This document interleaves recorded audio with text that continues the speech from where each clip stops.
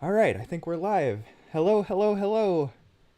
I'm auxiliary character, and this is Dead Mac. Hello, Hello. We hit go live. We hit go live. we did it. We did it.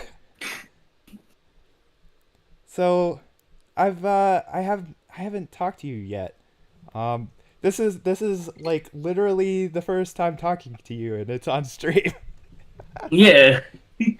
Um, the closest we got to was on your stream. I came in and we chatted for a little bit. Yeah, yeah. Yeah, I saw you in chat there when I was doing the guitar stream, and I've seen you in chat quite a bit in like Lalame's stream and Temp's stream, and I think I saw you in Tommy's stream. Yeah, I'm a big flavor fan. I do a lot of flavor getting around. Yeah, Uh, we like the flavor. We're the flavor bros. you see my feet? uh, he's he probably saw my feet because of the Pippa foot stream, right? Is she had the submissions, and I You think sent your feet in? One of those I did. pictures with your feet? Yeah. That was awesome. Like Great streak, great streak. I remember thinking about that because like for a few days after that, she was like, oh, I keep hearing about all these coworkers and all these people who have seen my feet, and I'm sitting there thinking, yeah, you made them look at my feet too.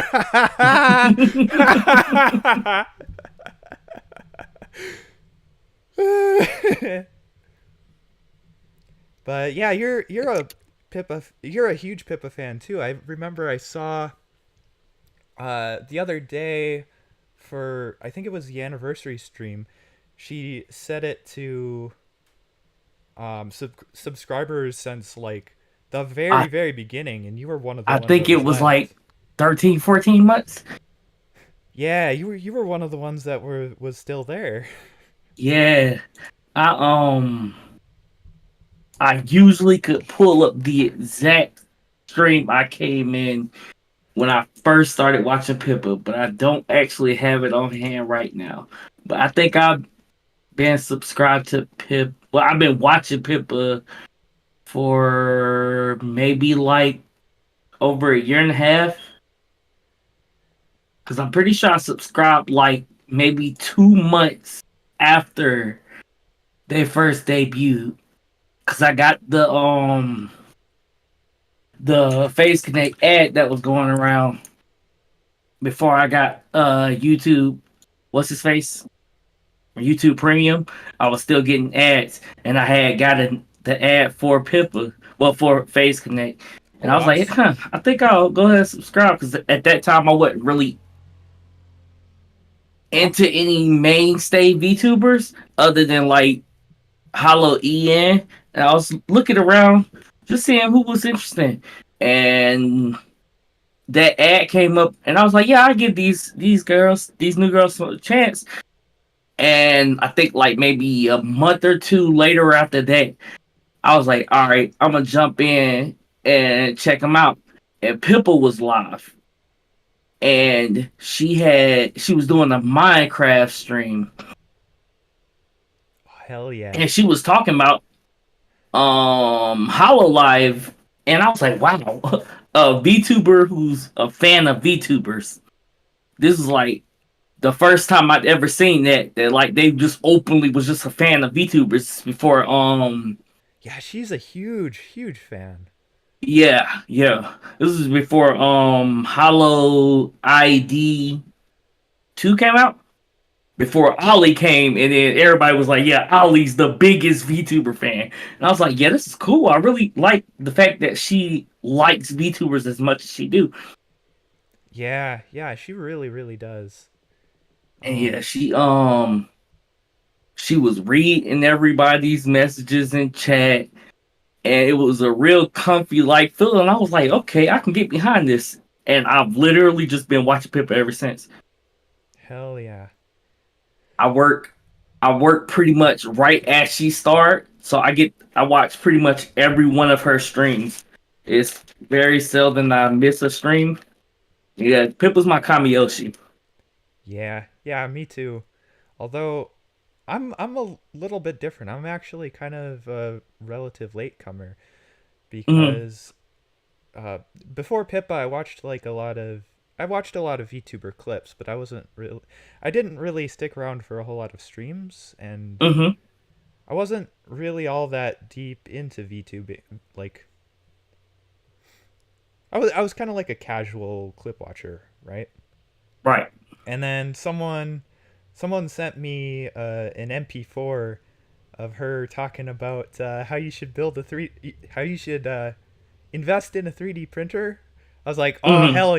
hell yeah, I gotta get behind this girl.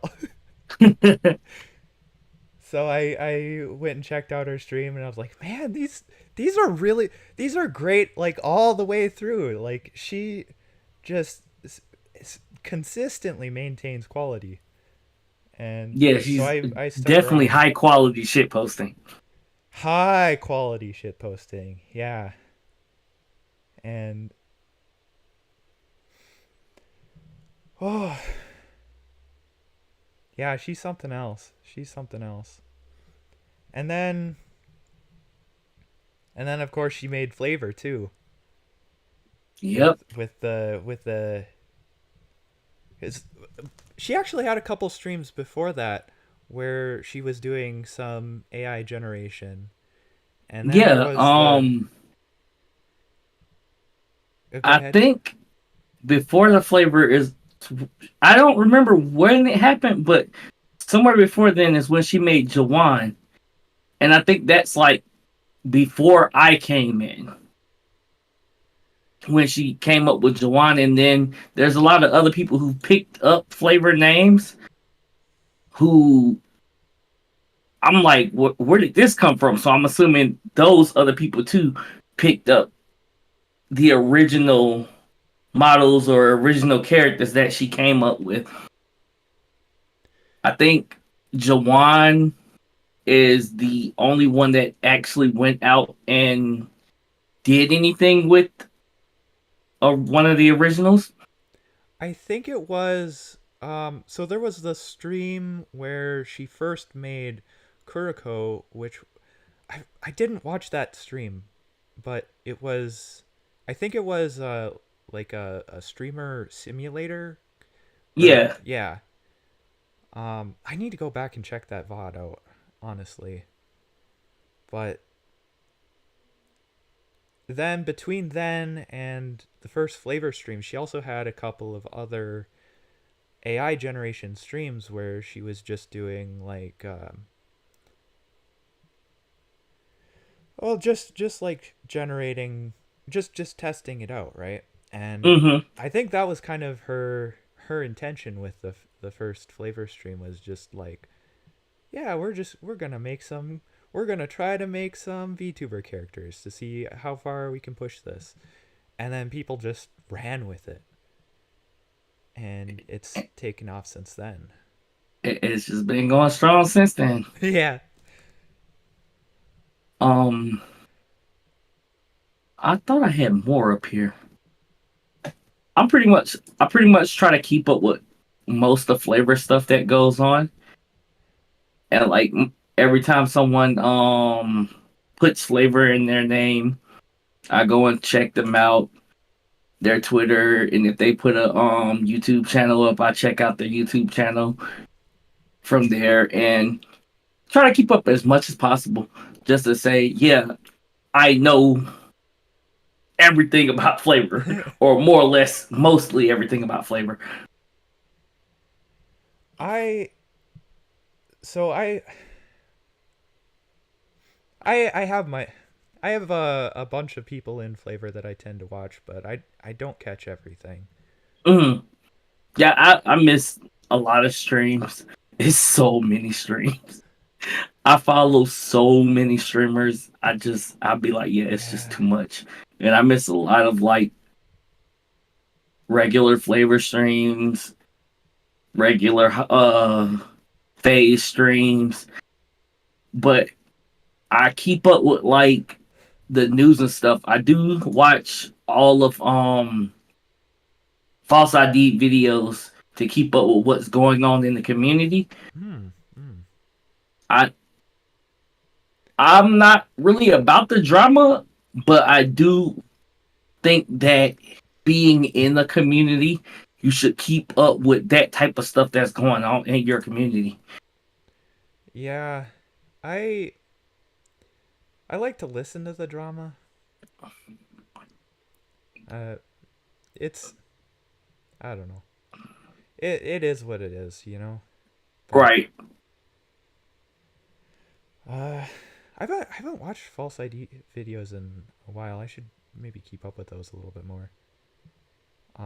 Yeah. But yeah, the other phase girls, I haven't been keeping up with a lot of their stream. I have watched I really like catching Uruka's violin streams though. hmm I Those watched I watched a lot of Erica for a good little minute there because she makes wonderful music. yeah. And I think it's like she does the same thing you do, where she'll just start playing something, and you'd be like, "This just sounds like a masterpiece." What are you playing? And she'd be like, "I'm just doing random notes," and it just sounds so good, or it Yeah. sound like it could actually be a real song that she was just copying the notes for. But not it just be just her just playing. Yeah. Out of I the got Phase girls, I do watch um occasionally watch Sheena. I watched mm, Lumi, and I did watch uh, the other one, which we're not gonna talk about that. the other one. Oh god. Yeah, yeah, sad days, sad days. Uh yeah, but I you miss know, him. yeah. Oh, Yeah. 1 second. Yes, ma'am. What? What? All right. Yep. Go ahead. Oh, okay. Um yeah, I do like the phase girls, but I haven't been keeping up with them as much as I've been Mhm. keeping up with Flavor. Like All right. So I put down some questions I wanted to ask and some stuff we could talk about. oh hell yeah. Hell yeah. All right. So, what got you into producing music? oh, well I've wanted to make music for quite a while. And to back up, I actually first got my guitar as a birthday present, like my first guitar as a birthday present when I was like 7, hmm but I didn't really take it seriously. I was like, yeah, I like the sound of guitars, and then they gave me a guitar and I started at like I tried to play it and I was like, man, this is really hard. I'm gonna go play video games, right? And so like it wasn't until like around college that I found it in the garage, and I was like, huh, I should, I do really like music, and I should take this seriously. I should like actually learn how to play this thing. And that was also around the time where I was like, man, I really want to do game development. And I was like, you know what? Games need music, and if I want to make games, then I have to make music for games. Make your own music. Makes Yeah. sense. So that was that, but even then, like I was learning like music theory for like which notes you need to play, and like chords and how they relate to each other and stuff like that. hmm and I wasn't really like I would string notes together, but I didn't really make any full proper songs. I'd just like make like new I just noodle, right? Hmm. Kind of like I did on the other stream, right? Right. Um but and I did that for a couple of years, just kind of, I don't know, losing track of the goal, I guess. Um and then, the whole thing with flavor came along, and there was a thread a while back where we were talking about, well, you know what, our we can't just let the onus isn't on the streamers to make everything succeed. There's got to be some fan content if Right. we want to make this work. So I was like, you know what, I've got a guitar. Let's try and make some music for flavor. And I was like, you know what, I'm gonna buckle down, and I'm gonna actually make some songs, and I'm gonna learn how to use Ardour, because I was like, oh yeah, there's this program called Ardour, and apparently you can use that for for producing music. And I was like, I don't really know much about that, but I should learn it. And then I started learning it. I was like, wow, this is way different than Audacity. This is like really, really good. And so I've kind of been improving and trying to get better since then. And I know I still have a long ways to go. I know, like, I listen to the stuff I make, and I know it could be better. I know I can do better, but there's a lot to learn, and there's a lot to improve. Yeah, I think that comes with um creating something in general. At the end of the day, you're always gonna believe that nothing you make is as good as other people see it, or it's not up to the standards that you want it to be. You always think it can be better than what it is. And I guess that is like a boost to the development of things. It makes things better because if you think that it's not good enough for you, you're always going to improve. Yeah, that's true. And you know what? I think you're right, because I've seen like Lalame talk about that, where he's like, "Oh yeah, you get compliments on the stream, but you've got to criticize your own work." And all right, John said, "Practice makes perfect, but you're still your own worst critic even then." Yeah, Right. yeah, like Lalame is like, this stream is based, and he's like, no, it's not, there's this that's wrong, and you know what, I look at Lalame's streams, and I'm like, man, this guy, like, how in the world does he keep doing all this? It's it's impressive, and it's inspiring. Like, i I think that guy's just amazing.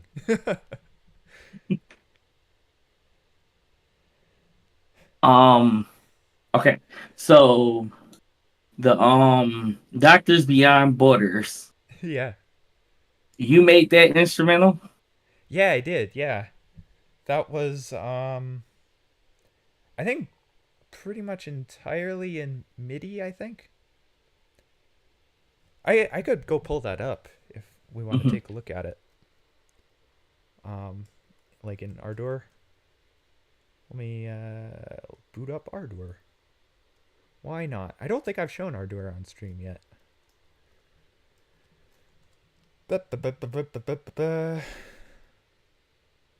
Yeah, I thought it was actually pretty good. I like the how do I explain? Explaining isn't really my forte. Was it this one? As other people say, I like the beat boops. Yeah, I like the beep boops. They set off All right, is it gonna crash my yet? tingles in my brain. I'm not I'm not really much of a music person outside of listening to it. So I don't really know the production of things, but I do listen to a whole lot of music. All right, I gotta scroll out here.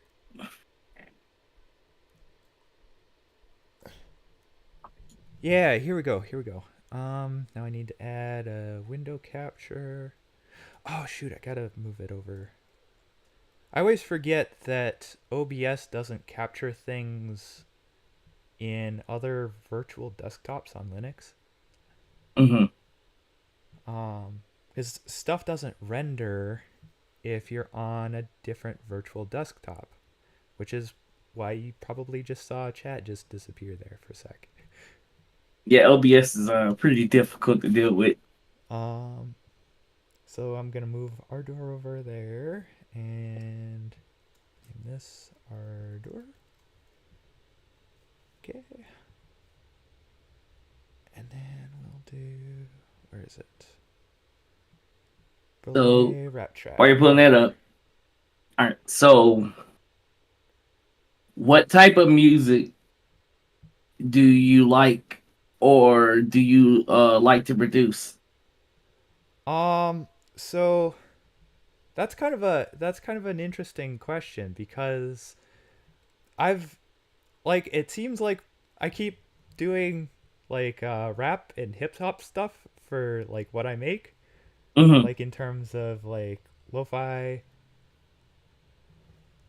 and that's just because I've I guess I've made that a lot and just kind of like habit, but like I listen to a lot of different kinds of music. Let me move this below so I can see. Yeah. The Hey Doc song. I had Yeah, added that to one of my playlists. yeah. Well, I can move this back up if we're going to talk about this. So this is the track, and we've got a bunch of tracks here. We've got like the organ, we've got the choir, we've got the drums, we've got the strings, we got the piano, got the other piano, and the other piano, and then the trumpets. And I never did any panning on this. It's like the entire thing's in mono. And oh Hmm. my god, that's like whenever I listen to this, this is the thing that stands out to me the most is how cheesy the trumpet sound is. But yeah, it's like a lot of it is just like you have these blocks with a couple chords in it, and then you just move things around and you Hmm. cut some things out and you could leave other things in, and that's how you do it. That's how you do it. I had a friend who wanted to do like making beats and stuff because he kind of wanted the rap air quotes, and he would go and download all these different mobile like studio apps that let you create beats, Yeah. and he actually did pretty decent for the little amount of stuff that came with each program. It was very slim on what actually was in these programs, but he came up with pretty decent songs from Hmm. what he had to work with. Yeah, so what I'm using here, this is Ardor, which is it's an open source DAW, which is a digital audio workstation, but it's free and open source, Hmm. and you can just download it for free. Hmm. Um, Especially on Linux where it's just like right in the repository. And I'm not using any plugins that aren't available for free. There's I do use Decent Sampler pretty heavily, which is not open source, but it is free to download. Hmm. And that does have Linux for every like I'm using Linux, so everything has to have a Linux version, which is Right. why I don't I don't I don't have I don't have auto dyne for like vocal pitch correction for auto tune. So it's like all the vocals are out of tune. Uh, I've been working on a lore video for my VTuber concept, and when I do the audio, I have to go to like 6 different websites to like do pitch changes and edit the audio and change the oh, do they pretty have much websites for that? everything. Each one of these websites don't have, so I have to save it, copy it over into a different website, and then bring it back to this website. So yeah, audio editing is really hard. Yeah. Um, there's another track I could show off, which was the Pippa Lo-Fi, because that one has like the the Brolim the one I just showed. Hmm. Doctors Without Borders. That's what it's actually called. Like it's titled Brolame Rap Track as the file name, but it's Doctors Without Borders. You know. Hmm. Um, let me pull that back up again. But like this is all MIDI. The remix of Temp's Low Pip Vibes had a lot of audio tracks because it was like I did a lot of guitar for that. Right. So let me find that. No, no,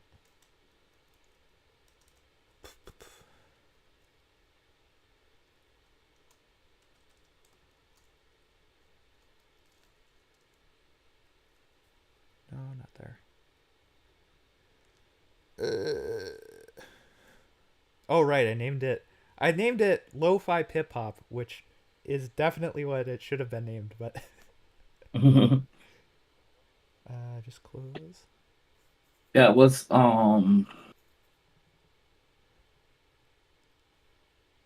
your remix for Temps Pitiful the Lo-Fi, right? Yeah, is this gonna crash? I bet it's gonna crash. That's the thing is yeah, it crashed. Ardour works really well when it doesn't crash. All right. Comes with the territory. Yeah, it does like to crash a lot. Let me open it back up.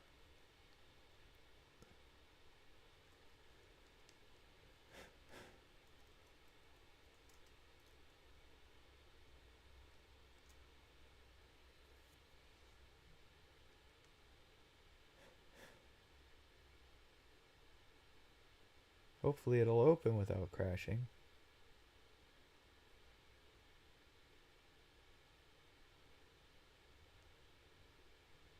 No, it crashed immediately. You know what? I think there might be a bug with one of the plugins I was using on this track, which is causing Hmm. it to crash. Let me try. Let me try opening it in safe mode. That'll disable the plugin, but because we're not gonna like actually listen to it, right? We're gonna just show what we're looking at in terms of like what's what it looks like as far as the track is laid out. Hopefully, hopefully it doesn't crash in safe mode.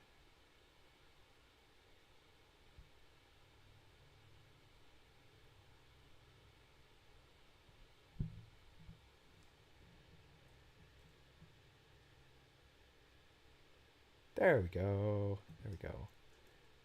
All right, now we need to add that back in as a window capture. Properties.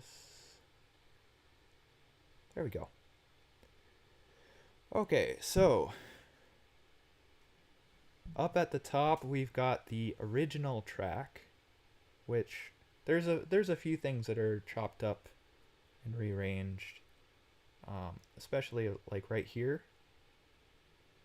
which was like at the middle part where there's like a bunch of vocal chops. It didn't show up on the screen. Might be stream delay.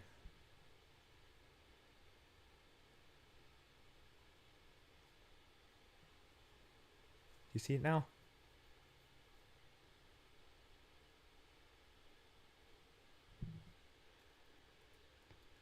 I see it in OBS anyways. But there's a bunch of chords here, and that's the thing is like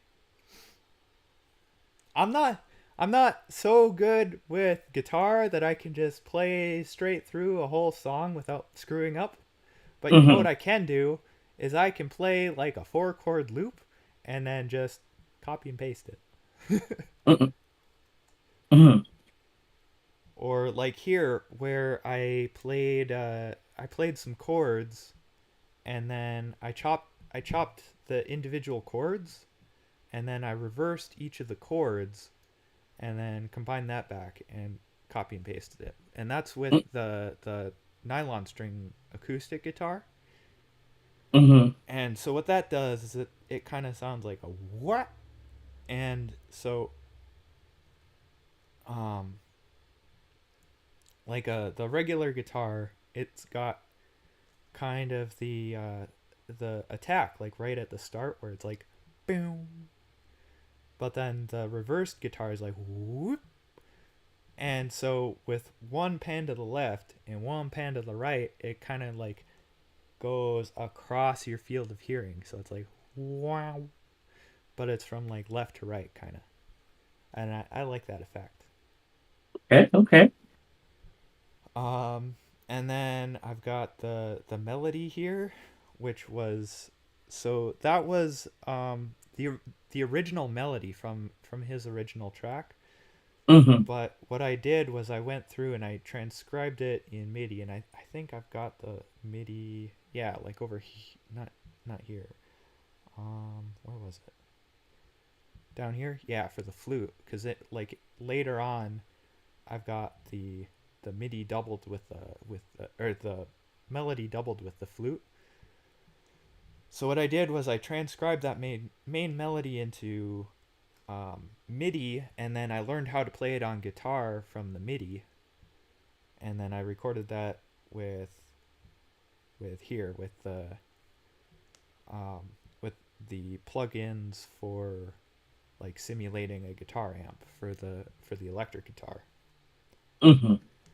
And then there's the verse with Pippa talking, and that I left entirely alone. Like that is just straight up the original track because you know you've got to have like the chorus with the higher energy and then the verse with the lower energy, and um, there was already enough there, and if I added a bunch more to it, it wouldn't be very low energy. So it like I pretty much just had to leave it alone. Right. Um, and then there's this part, which is like I called it the breakdown. I don't know what it would actually be called, but it's the vocal chops that are in the middle, like after the first verse, where it's like I forget exactly what it was that she says, but it's like repeats it and then repeats it again with a little bit of a different ending. Mm-hmm. Um, so one of the challenges with this is I did not ask temp for stems. I'm just going straight off of the audio track straight from YouTube, Right. which means that I don't have anything separated. So if I want to chop out a little bit of the vocal, well, I mean, I guess I could have gone to the original stream, but I didn't. Um, if I wanted like a section of the vocals or a section of the drums, then I get the piano chords along with it. And in like one of the first revisions of this, I just chopped the vocals and then I had the chords, just the normal chords lying underneath it. Mm-hmm. But the problem with that is that these vocal samples have the chords in them. So these chords aren't the same as the normal chords because it's chopped up. You couldn't separate the chorus from the vocals. Yeah. So Mm. the notes that were played over these chops here would clash with like the normal chords. So what I did was I went back and I figured out for each of these, and you can see I have it labeled here, which chord it was. Like this is a C chord, this is a B chord, this is an A chord, this is a G chord, this is another G chord. And I did that for each of the vocal chops. And so instead of using just the straight loop here, I went and grabbed the chords that matched the chords that are in the chops, and then I also made MIDI for it for the piano, and then I had chops of guitar chords that were played using the sampler called Ninjas 2, where it's like you use MIDI notes, but it's actually taking chops of a sample. And what this is doing is it's just playing guitar chords that Right. from this loop here. So I've got basically I went through a bunch of effort to just double the harmony here, so it would actually sound good. It do sound like a lot of work. Yeah. And then uh so there's that, and then there's this here was like a chop of the beat,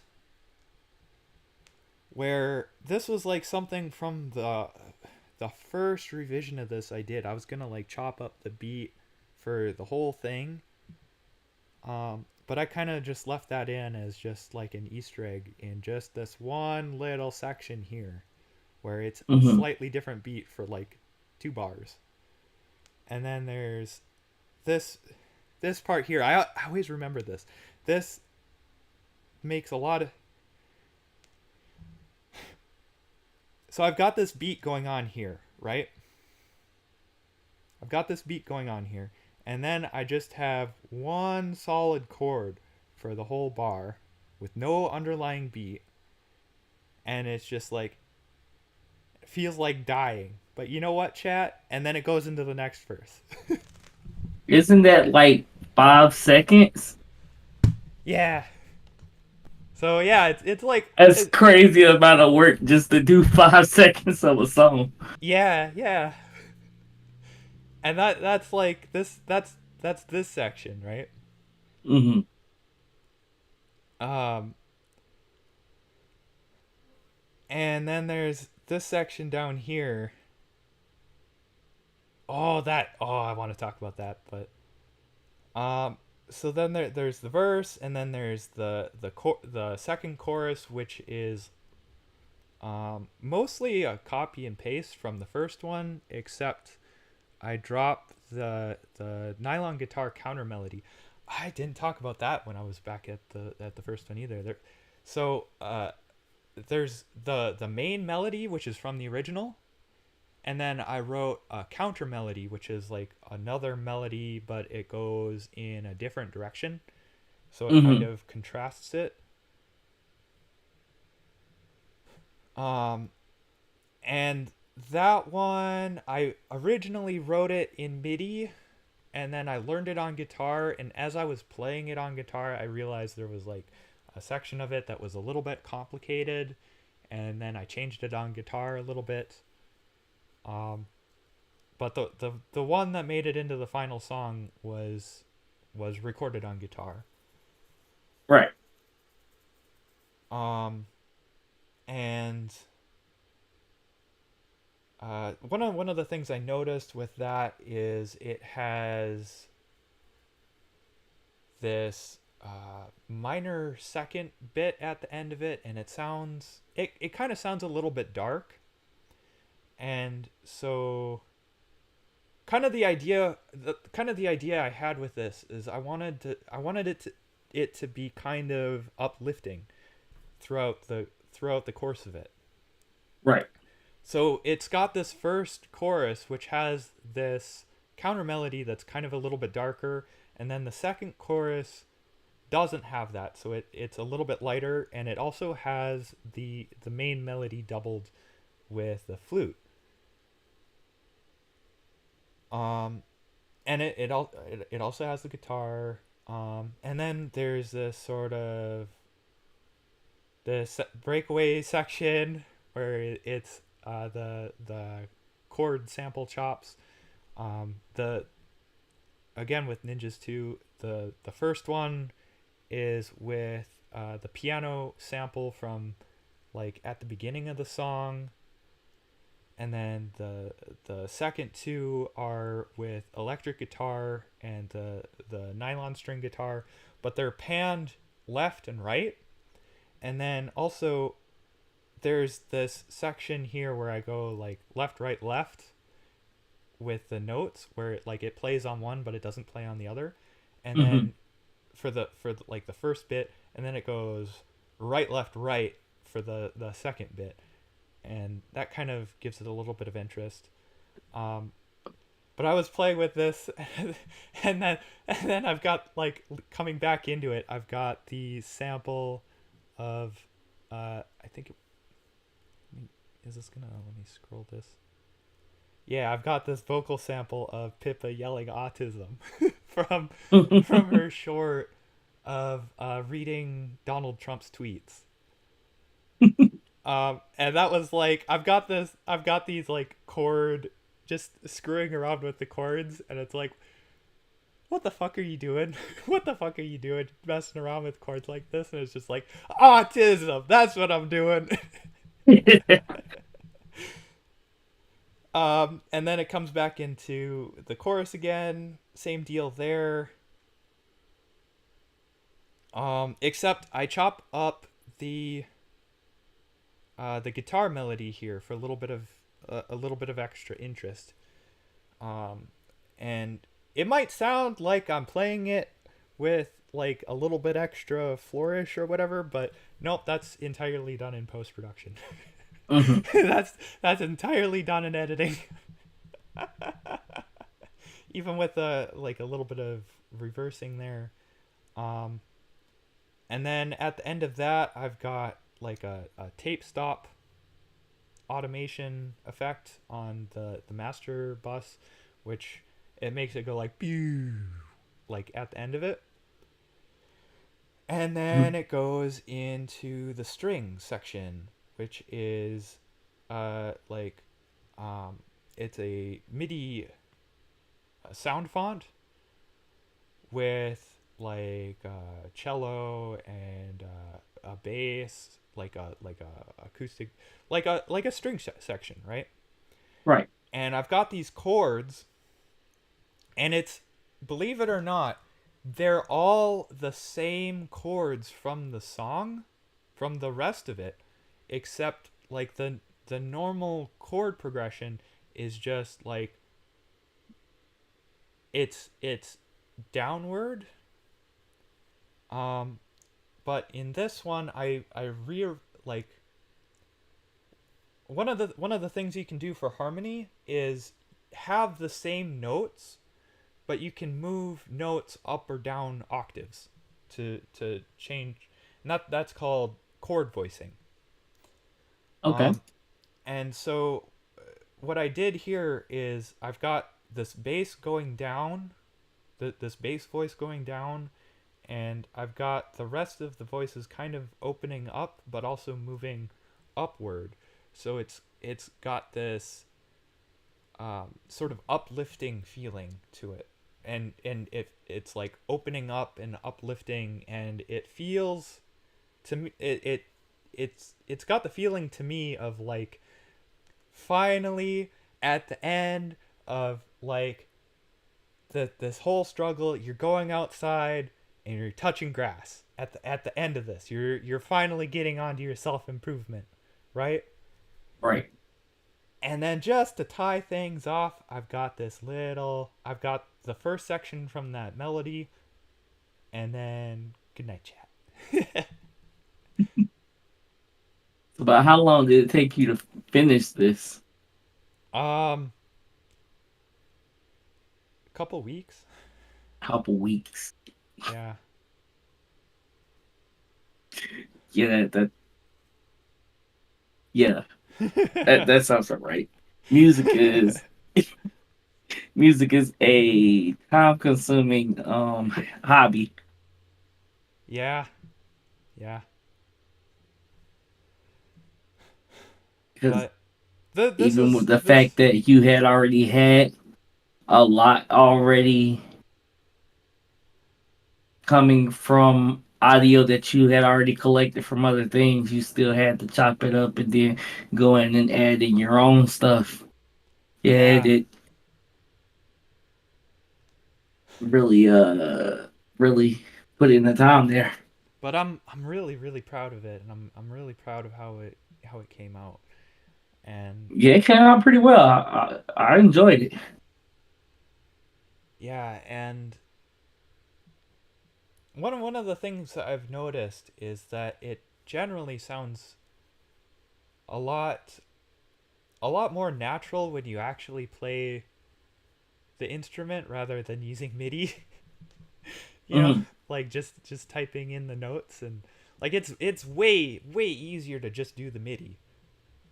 But when you like figure it out in the MIDI and then do the live instrument and record it, then it tends to sound a lot nicer out. Hmm. But that's way harder. It's hard.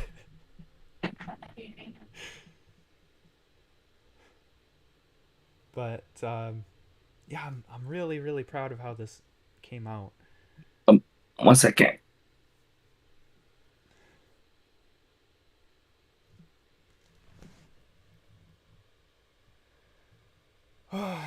So how are you guys doing, chat?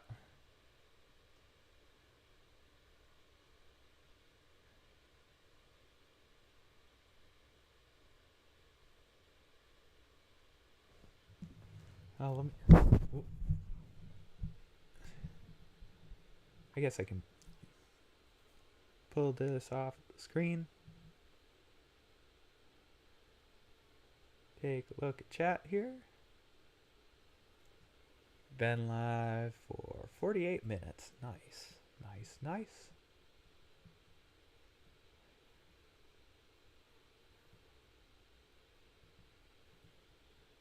I'm EP from Bro Undercover Lolicon.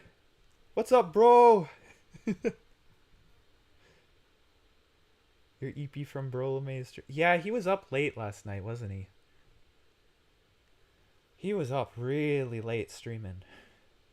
Um, I was I was there for it too, but I was kind of like half asleep at the towards the end of it.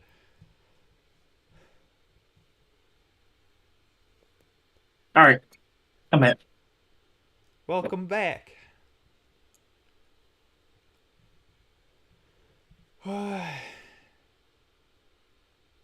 So, Undercover Lolicon. yeah, he helped me with some of the prompting for the game The jam. Nyana concert, right? Yeah, he did. I think he did prompting for that too. I think. Um, but for did you see the uh phase the unofficial Phase Connect game jam? The unofficial who? Yeah, there was a game jam Oh yeah, yeah, yeah. on Itch. Pimp was doing stuff for that too. Yeah, yeah. Um, but I had an entry for that as well, and Undercover Lolicon helped me do some of the prompting for it. So that's where I remember him from, and I really appreciate the help with that, buddy.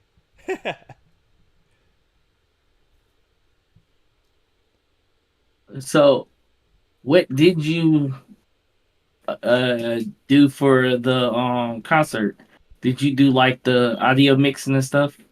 Yeah, so I did mixing for uh, Ugly Bagsturd's song and Micah Mello's song. Mm. So that involved they gave me the instrumental tracks and uh, a, like 3 takes each of their vocals, and I went through and did comping to their vocals, which is like um, where you chop it by phrases, and then Mm-hmm. for each of the phrases you go through and you pick which one sounds the best. So like whether or not if it's in tune, or if there's a mistake, or whatnot, or like say the delivery is slightly different, and one of them has a slightly better delivery. Like you go through each of them and you try and pick out which one sounds the best, and Right. that's comping. And then you add, and then you do mixing, which is like you add a bunch of, well first you make sure everything's in time, and then you do add a bunch of effects like compression and EQ and reverb, and you make it sound pretty. So Yeah, it's all. but but I don't have autodyne, which means I don't have pitch correction. So they thankfully they were very much in tune. So when the vocals are in tune, works fantastic.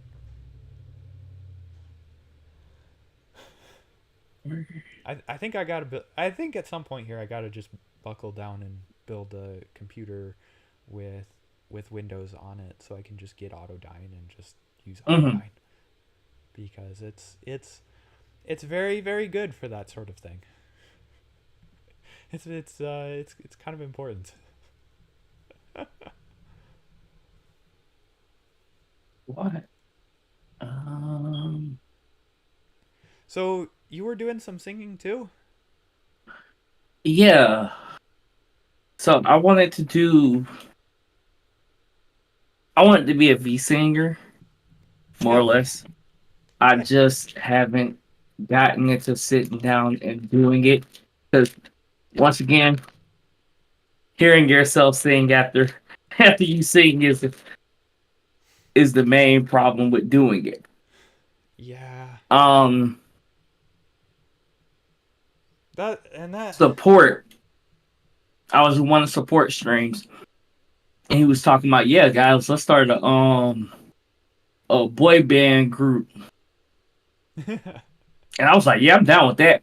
That was one of my whole points of becoming a flavor VTuber because flavor. Do I see it? Flavor. Everybody in flavor does their own thing.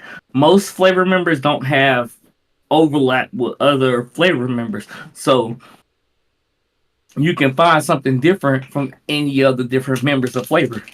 And Um, Nicola. Yeah, Nicola was the only one who was outright coming out and being a V singer, and then she ended up graduating. yeah. So I was gonna intend on taking that role over, and I did a recording for support for Blackout for Rosemary versus Blackout, and he's supposed to be doing uh what's the other girl name? It's the bird, the purple bird from Niji Sanji name. Oh, Solan Totsuki, that's the Selen. name. Yeah, Selen. Yeah, he's supposed to be doing Solan. The dragon. And um Soren I'm not Soren was much of supposed to a be taking I'm not much of a Niji Sanji watcher. I'm not I don't really watch them all that much. I've never watched the Niji Sanji stream. I just didn't get into Niji Sanji. I actually sat down and watched a few of um what's her name? The girl that's about to graduate. Uh Oh, Nina Nina Kosaki. Kosuka. Yeah, I sat down and watched a few of her recent streams because you know why not? She's getting ready to leave out. Yeah. I know of her. I think her specifically, I know the most of out of any of the Niji members because she does a lot of collabs with other people outside of Niji. And I thought, yeah, I sit down and take time to actually catch a few of her streams before she leaves. Mhm. Mhm. But yeah, In I terms want to try to do karaoke streams and probably try to do a few covers. hell yeah. I just have to find someone to do the mixing or just straight out do the covers myself. Because I don't think like doing covers will be too hard. I could probably sit down and work that out. But Mm. I'd see once I sit down and try it, like you just said, as long as it took you for that For 5 seconds of that song, yeah. yeah, audio mixing is very hard. Well, I guess I'd say there's a good bit of difference between trying to mix something and trying to make something from scratch, or trying to do like the composition, I guess. Hmm. Because the like a lot of the mixing is like where you have an instrumental and you're just trying to get the vocals to sit with the instrumental and like Right. get it in time and get it EQ'd in and compressed and whatnot. Um, it And so I'm pretty it's sure it's I might be able to do it myself. yeah it's I guess I'd say it's less work to do the mixing, Yeah. but for me, the real fun stuff is composition. Like that's what really interests me in terms Hmm. of music is like notes and getting things to sit well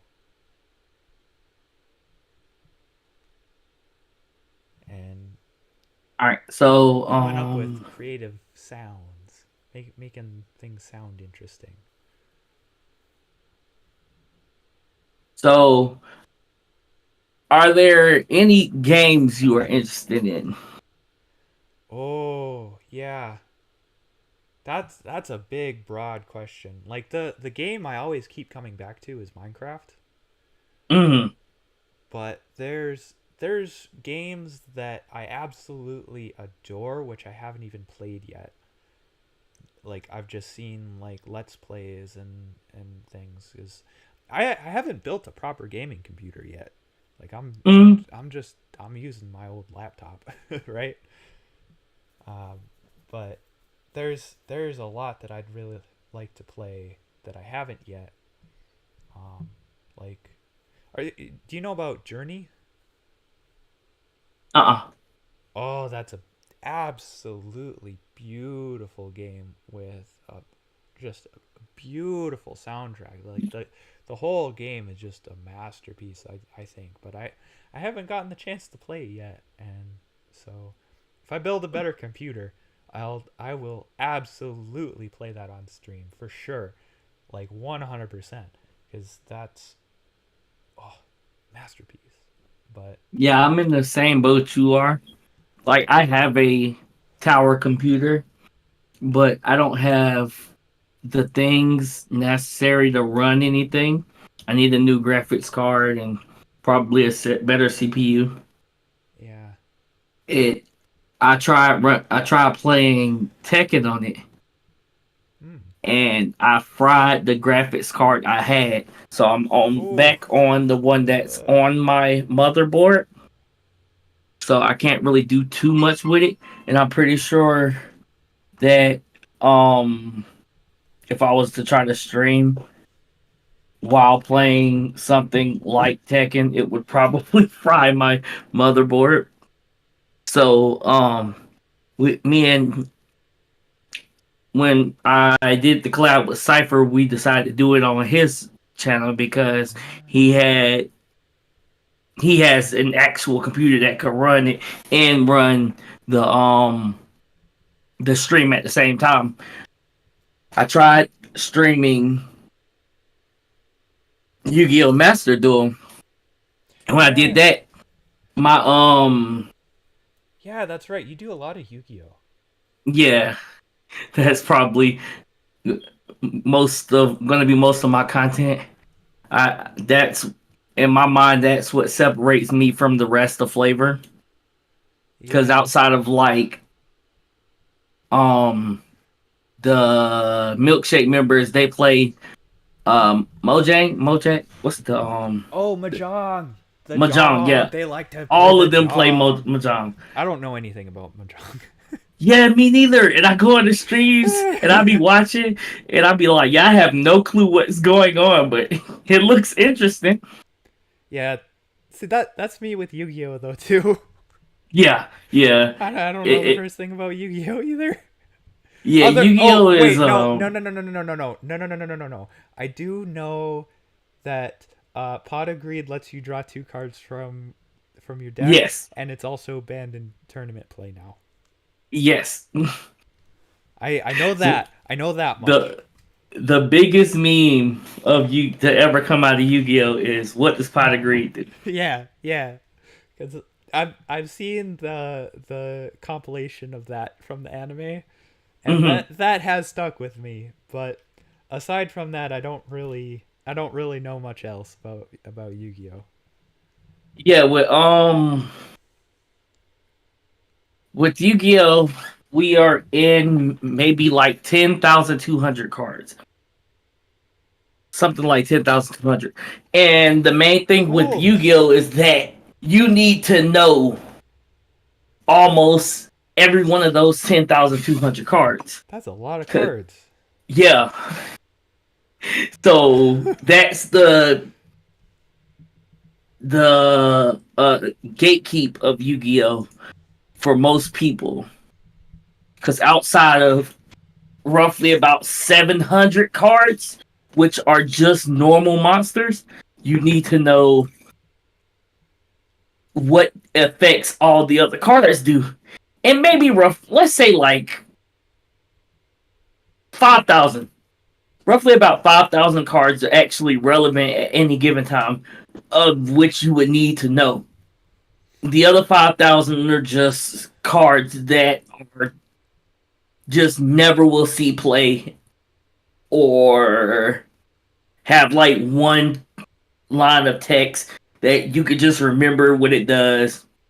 And then you have cards that have like 200 words in their text box. And you need to know Is that out of like those 200 words, only like 12 of those words actually matter in the context of a duel. is that like the pendulum summoning or Yeah, whatever? a lot of pendulum. Like That what pendulums is in what turned a lot of people off of the game due to the fact that like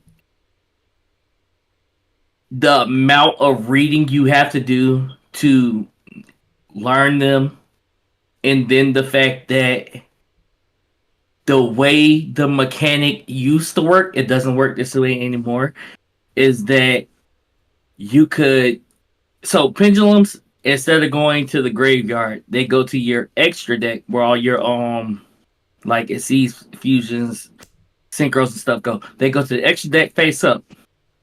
And the way the pendulum mechanic used to work is you have two scales, and the scales have a number, and any number in between those numbers, say like you got a scale of 1 and a scale of 8, and from 2 to 7 you can pendulum summon as many cards as you want from your hand or from your extra deck, what? and you could do this every turn. What? That sounds really broken. It was. So Konami went and they decided, okay, we'll fix this problem. This was Master Rule 4, 3 when Pixels came out. So Master Rule 4, they said, okay, we're gonna add a extra monster zone. This is when Link Monsters came out. And they like, Mm. okay, you have to summon to the extra monster zone with monster summon from the extra deck to stop the pendulum mechanic from doing what it was supposed to do. Hold And on. I got to get a picture on screen. I got to get a picture on screen. Keep going, but oh yeah, and they had said that any card summoned from the extra deck needed to be summoned from the extra Master Rule for hate, bruh. Master Rule for hate. So any card that was summoned from the extra deck had to go to the extra monster zone, including fusions, synchros, and exceeds. Which those three mechanics was completely nerfed and made unplayable for Pendulum's crimes. Everybody was so mad. They was like, this is the dumbest thing ever. We've been playing these three mechanics for years and it's not been a problem. And y'all gonna make it so we can't play those mechanics anymore. So Konami being Konami, they went back on their decision and made Master Rule 5, which allowed fusions, synchros, and exceeds to again be summoned to the main monster zone. And the pendulum has to be summoned to the extra monster zone or summoned to a link zone that a link monster points to. It's a whole bunch of mess, and it's like the most complicated thing ever. But I love it. I've actually been playing. you just noticed. I miss her, bros. I miss I her. miss her, Marie. Marie. Marie. Oh, poor Celis, man. So yeah, the big difference from um Yu-Gi-Oh to other card games is that at any given time, all Yu-Gi-Oh cards are legal. There's no set rotation like every other card game has, and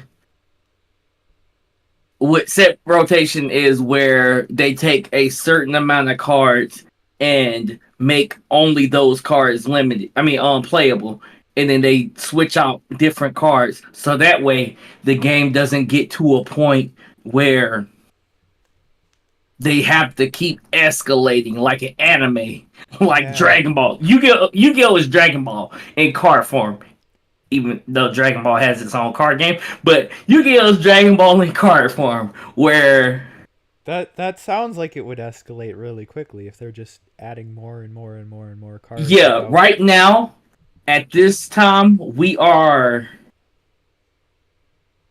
at the tournament of power. Yu-Gi-Oh has gotten to the point where it is. Who did I send that to? It is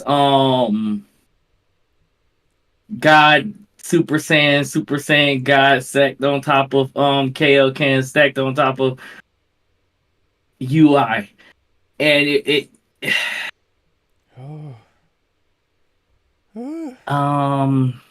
Yeah, I'm lost already. I'm yeah lost. it's it's not as hard as people. How bad? Right, You know what it's bad. you It's know what not you as got to hard do. as people make it seem to be to get into. You know what you got Because to do. just learning the basics can get you into regularly playing the game. Um, You got to do like a video essay that's like, okay, so you're like here's Babby's first Yu-Gi-Oh. Here's what you do. Here's how you get started. Like that.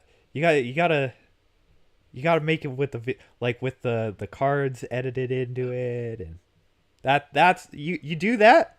That's gonna take off like wildfire. I bet. I've been thinking about it. That'd Um, be. Oh, I'd watch the hell out of that video.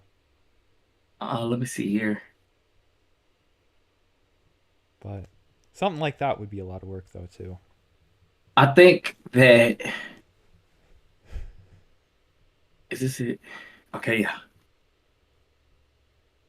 Pull this up on the screen, and I'm gonna explain this to you. All right, let me download it.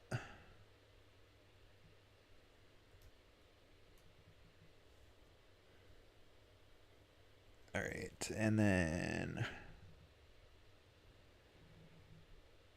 get rid of that.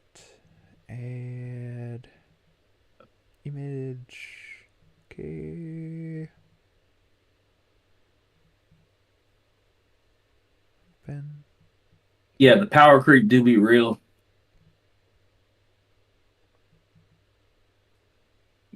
All right, and then resize that like that. What the fuck am I looking at? What the fuck? So That's a lot of cards that are like just all over. This is like we're just gonna take our whole deck and we're just gonna throw it on the table. okay, so usually when you see this, this is people just looking at their stuff like, ah, man, this could have happened at that point. This could have happened at that point. I could have did this. No, this is literally in the middle of a turn. In a single, all of this is happening all at one time. What the All these cards fuck? you see are happening all at the same time. What in the fuck? In Yu-Gi-Oh, it's called chains. So you do chain links depending on you can activate a card, then your opponent gets to activate a card, then you get to activate another card. So you can keep activating up until neither player has anything left they want to activate. So this is Cash Terror. Not Cash, this is Tier Limit. This is the strongest deck to ever exist. It it was meta like maybe 3 months ago. It was they had to pretty much nuke everything in the deck to stop it from being the best deck anymore, and it's still able to be one of the best. And then there's this one. Oh shit. Oh shit. The stream's down. Are we back? Yeah, we're back. It went down for a few seconds. Oh, I it's think kind of dying. I think my computer may be overheating. It's slightly dying. Let me see what you sent me.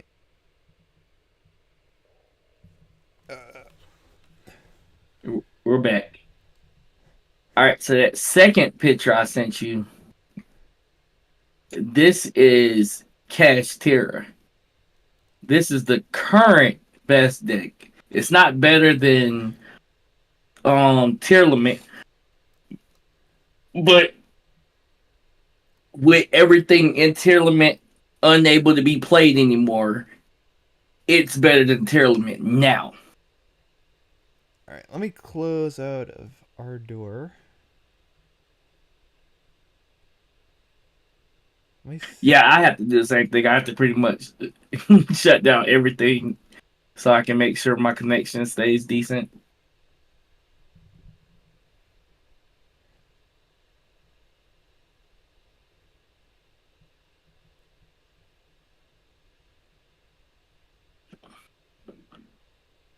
Was it this one?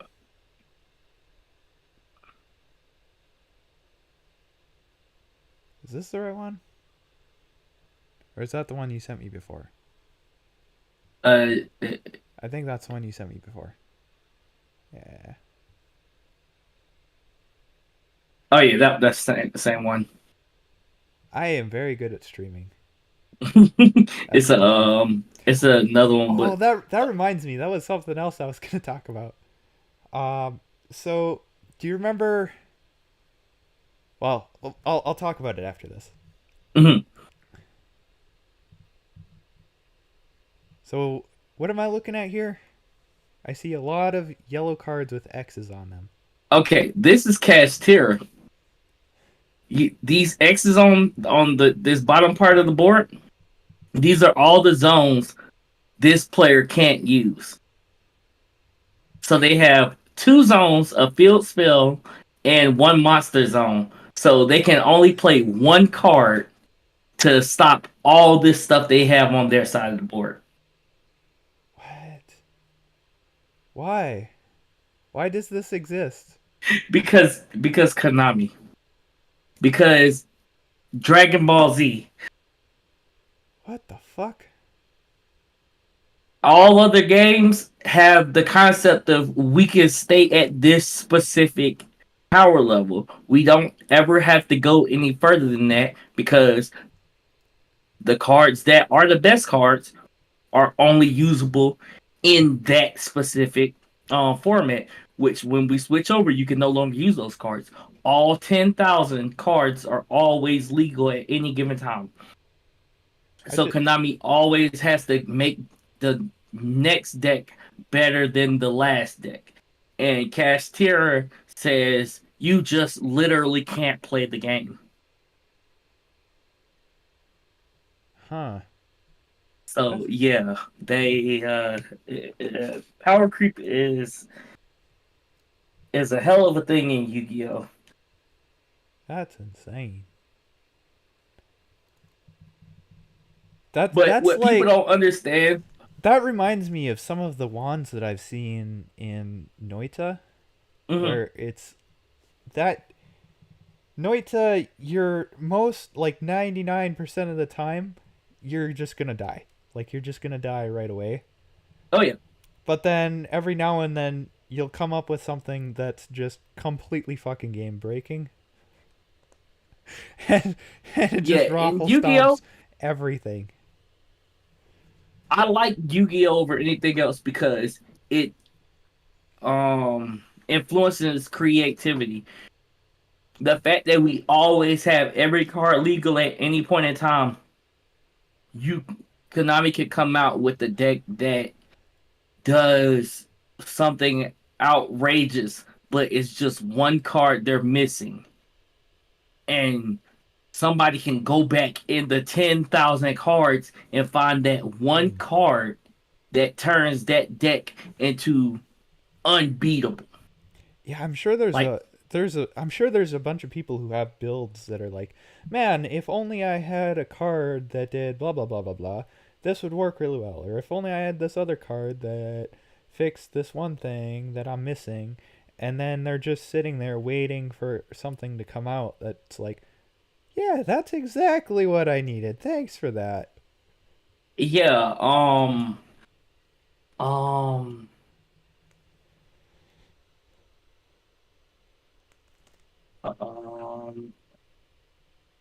What is it? Which one is it?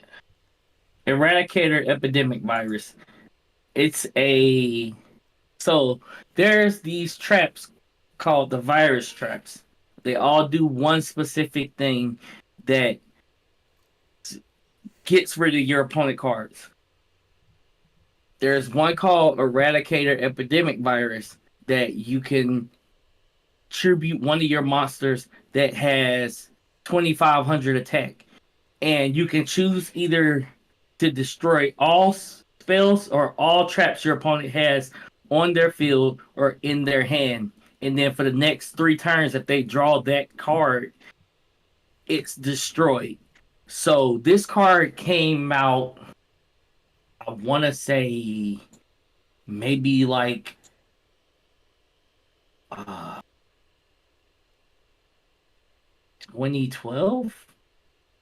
Might be wrong.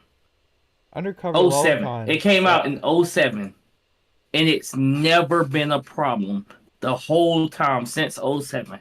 But like sometime last month, somebody went to a tournament and activated Eradicator in their Labyrinth deck. Labyrinth deck is like a trap based deck. It's built around using traps to proc their effects and go plus. And when they activated Epidemic, their opponent hadn't taken their turn yet, and they chose spells, and their whole hand was nothing but spells, and they destroyed their opponent's whole hand, oh, and they lost all the cards they had.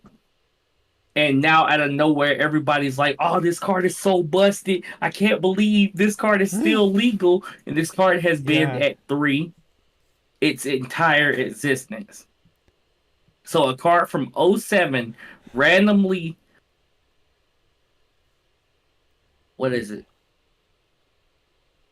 13 years later, people is talking about, "Oh, we need to ban this card. It's too good."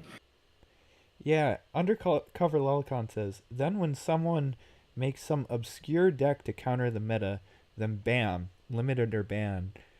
I've Yeah. seen that a lot where it's like, I. There was this mod in Minecraft I used to play with Mm-hmm.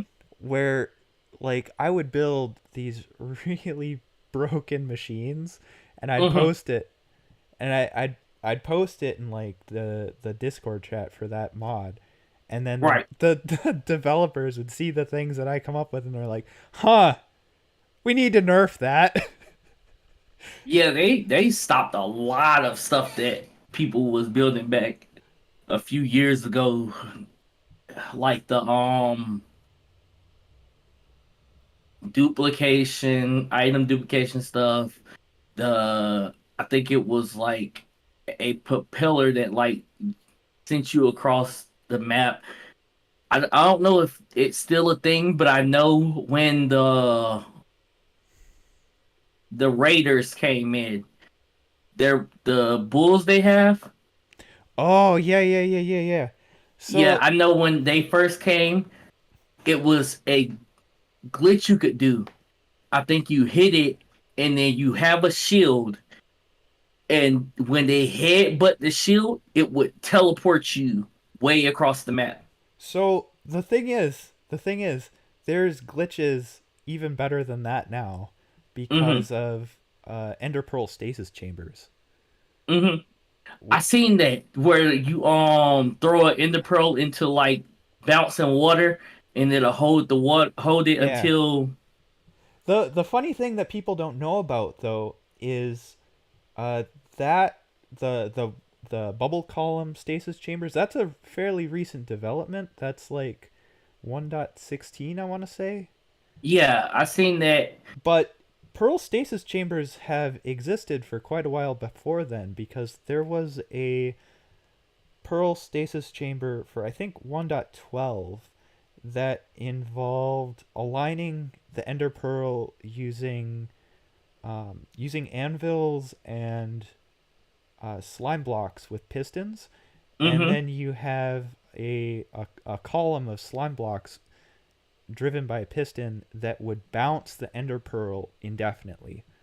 And Mm-hmm. then when you turn off the clock on the piston, the pearl would hit the ground and And trigger. teleport you there. Yeah, Yeah. I seen that on Hermitcraft. Hermitcraft is a vanilla server where like 23 people get together and play it together. yeah, yeah, yeah. Yeah, I seen that was the first time I seen the Ender Pearl on water column thing. I hadn't even known that it existed before then.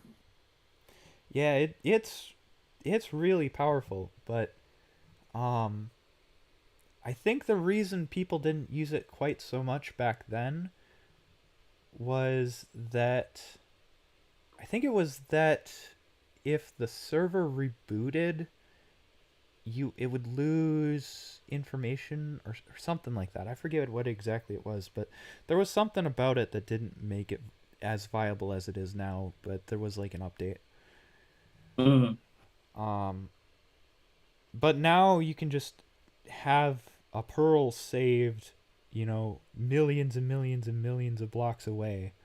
And if you've got some way to trigger it, then you can be teleported just completely all the way across the map just instantly.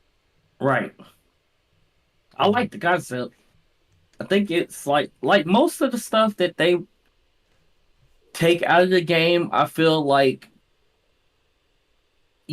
they shouldn't because someone went out of their way to use the things that you created to Yeah. come up with that. Yeah, Like that's the the thing. Is it feels like when you come up with some exploit around that and then the devs go around and patch your exploit, it's like, well, what the fuck did I put on all that effort finding it for? Yeah, like Yeah. Minecraft. That's the whole point of Minecraft, creating things that aren't uh creating things that aren't in the game Yeah. and doing it you creating your own thing. That's the whole point of Minecraft, just creating what you want in the game yourself. And for them to turn around and be like, well, I don't think this is appropriate for our game. Well, you just took away a thing in your game that is the basis of your game. Yeah. But I guess there's some of that in Yu-Gi-Oh too. Hmm. It's so once again in Yu-Gi-Oh, Konami goes in and make cards for specific archetypes, like a set of cards that all work together. Mm. Like there's a link monster called Verte Anaconda. It's a part of this deck called Predaplants. And then there's a link monster called Crystron Hauki Fibrex.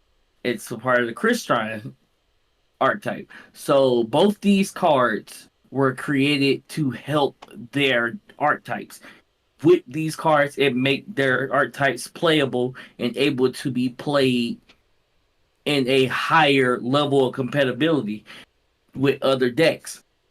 But the problem is that they made them generic so any deck can play them. And Yeah.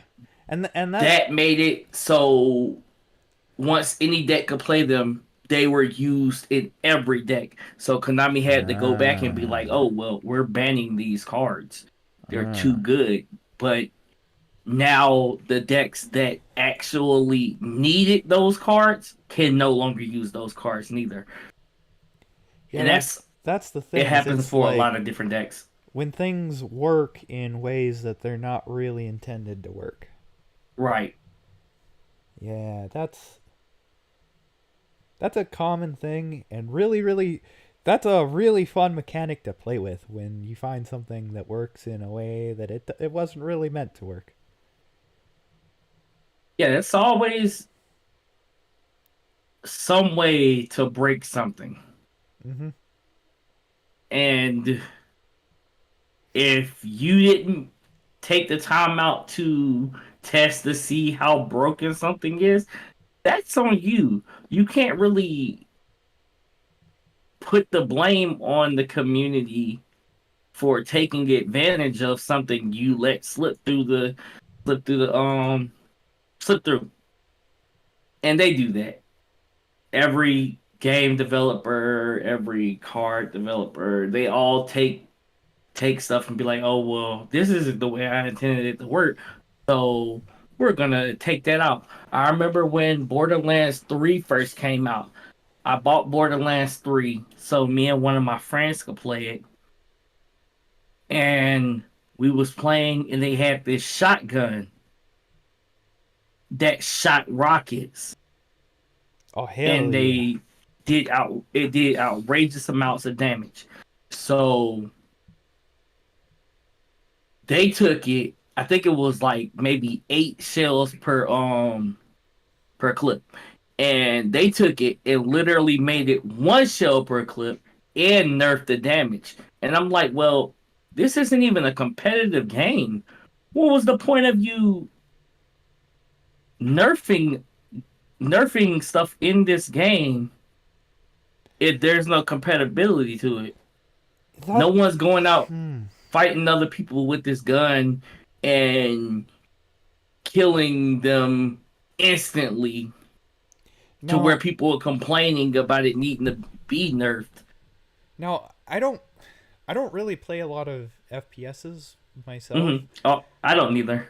but I've heard a lot of those games tend to chase after like the whole esports thing, even though it's like mostly a casual audience.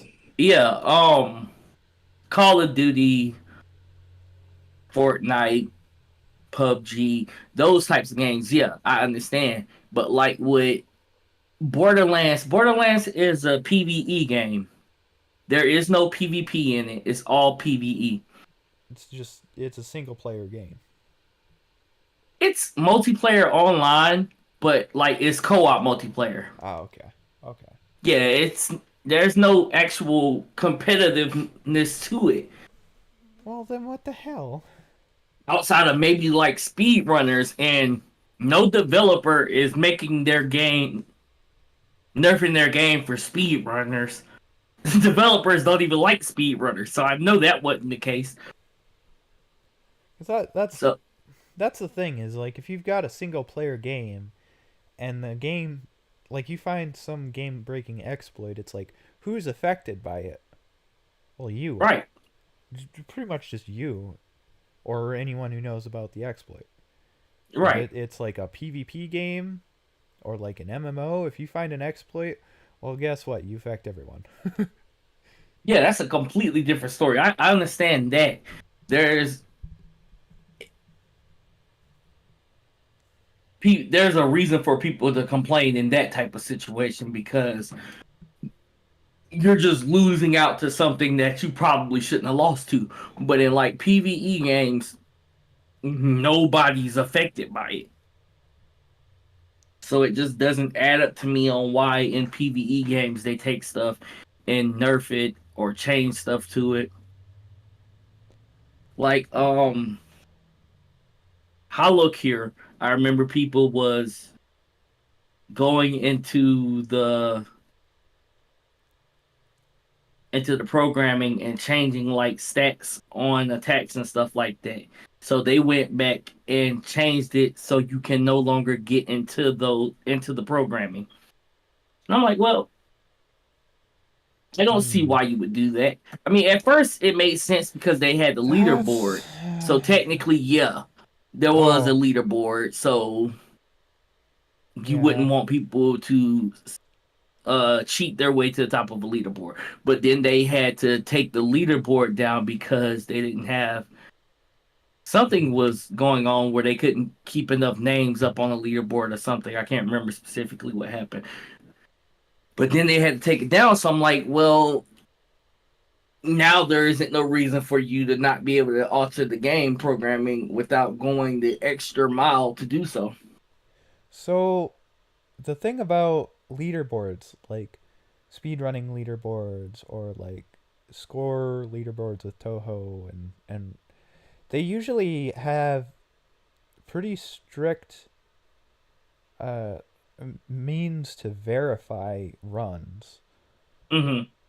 Like for most speedrunning leaderboards, they require you to like submit a stream or a video of whatever, because it's like, oh yeah, I beat it in 10 minutes, and it's like, oh yeah, prove it. you know it's like, oh yeah, I've got such and such. And like, if the game lets you submit a score to the leaderboard, well, it you could just hack the game to submit whatever score you want, but like, you still have to, you need a way to provide that proof. Right. um and like, I know for like Toho leaderboards, Toho has a replay system. And I think for, I'm not too familiar, but I think some of them re- I would imagine some of them require even streaming it, maybe. I don't know, I'm not too familiar, but I know they have replays. And so it's like, at the very least you need to submit a replay. Yeah, because I know like most speedrunners do just straight up stream the speed run itself just to have the proof for it. Yeah. I remember I was watching this YouTuber whose name is escaping me right now. They they was doing this speed running like a dating sim. And it was like, yeah, I can get the best speed run ever in this.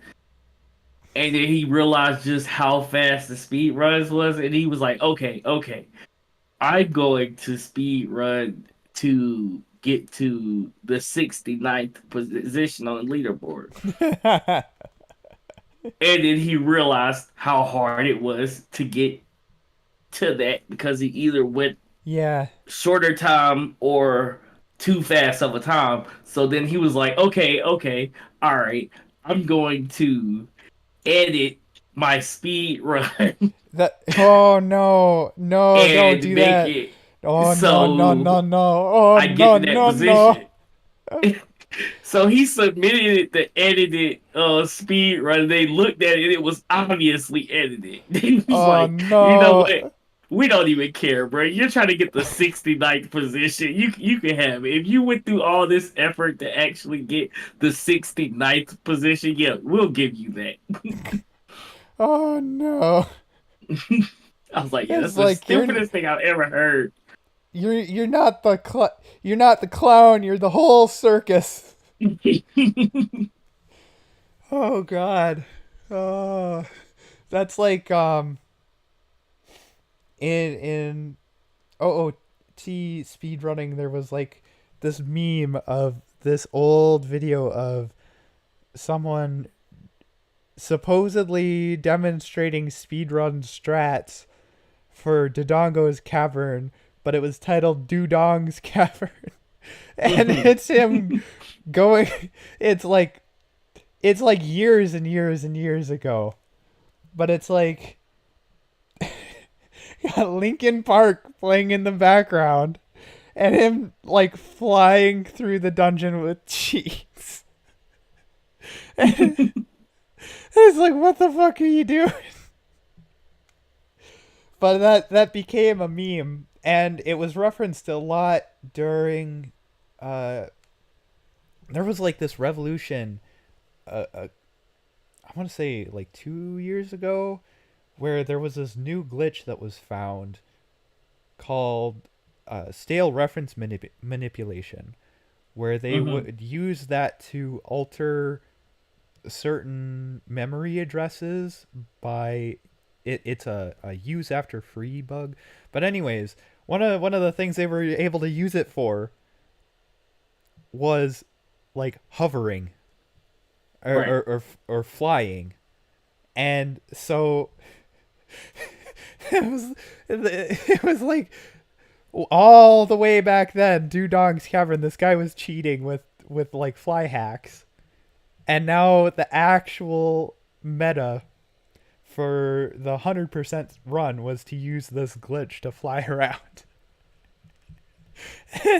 So it was like the meme came full circle. That reminds me of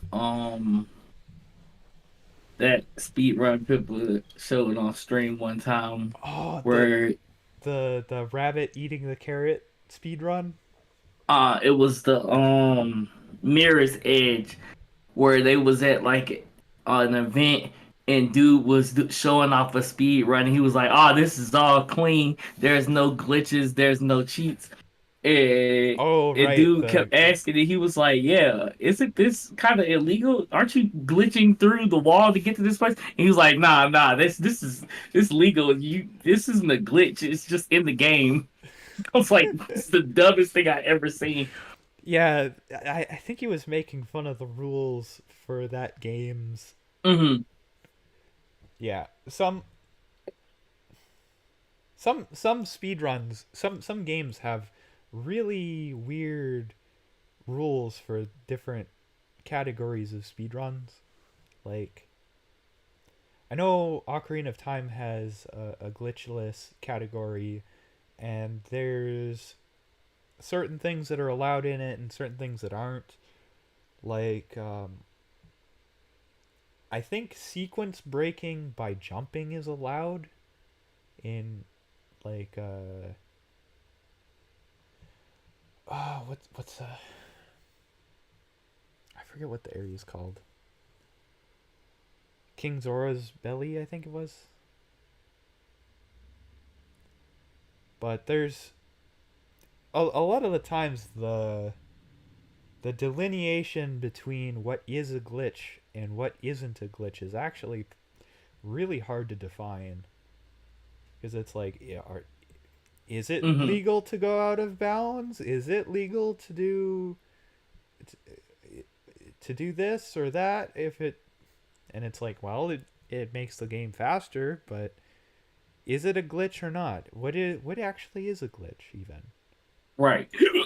Excuse And me.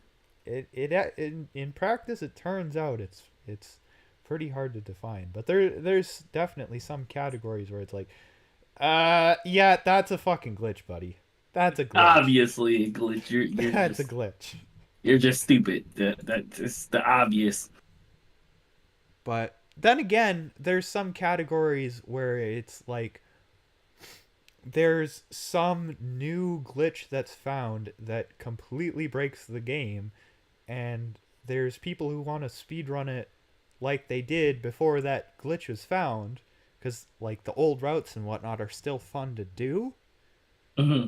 But it's like, how do you define a category such that that's what you want to do, right?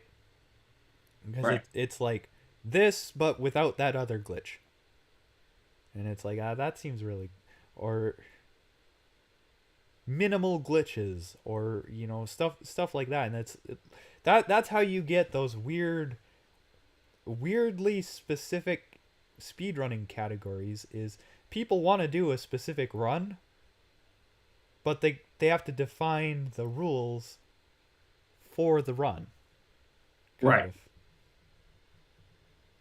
And it gets weird. It gets weird fast. um oh, there was that other thing I wanted to talk about, shifting gears, Hmm. which was streaming. um yeah, this is completely going off the rails, but uh do you want to know when I started streaming? Because Yeah. I think you mentioned on your stream you were streaming for like a year or so before you started streaming on YouTube. Yeah. I streamed on Twitch for about a year straight. Yeah, and that's like That's got to be rough if there's like no one, if no one shows up, right? Yeah, it really brings down the willingness to want to continue to do it when you're just doing it to an empty lobby. But the way I seen it, the way I was doing it was to use it for VODs for my YouTube channel because I was using my Xbox to stream. Okay. And I didn't have a computer back then to actually use YouTube. I always wanted to use YouTube to stream over Twitch, but I just wasn't able to since YouTube doesn't have a streaming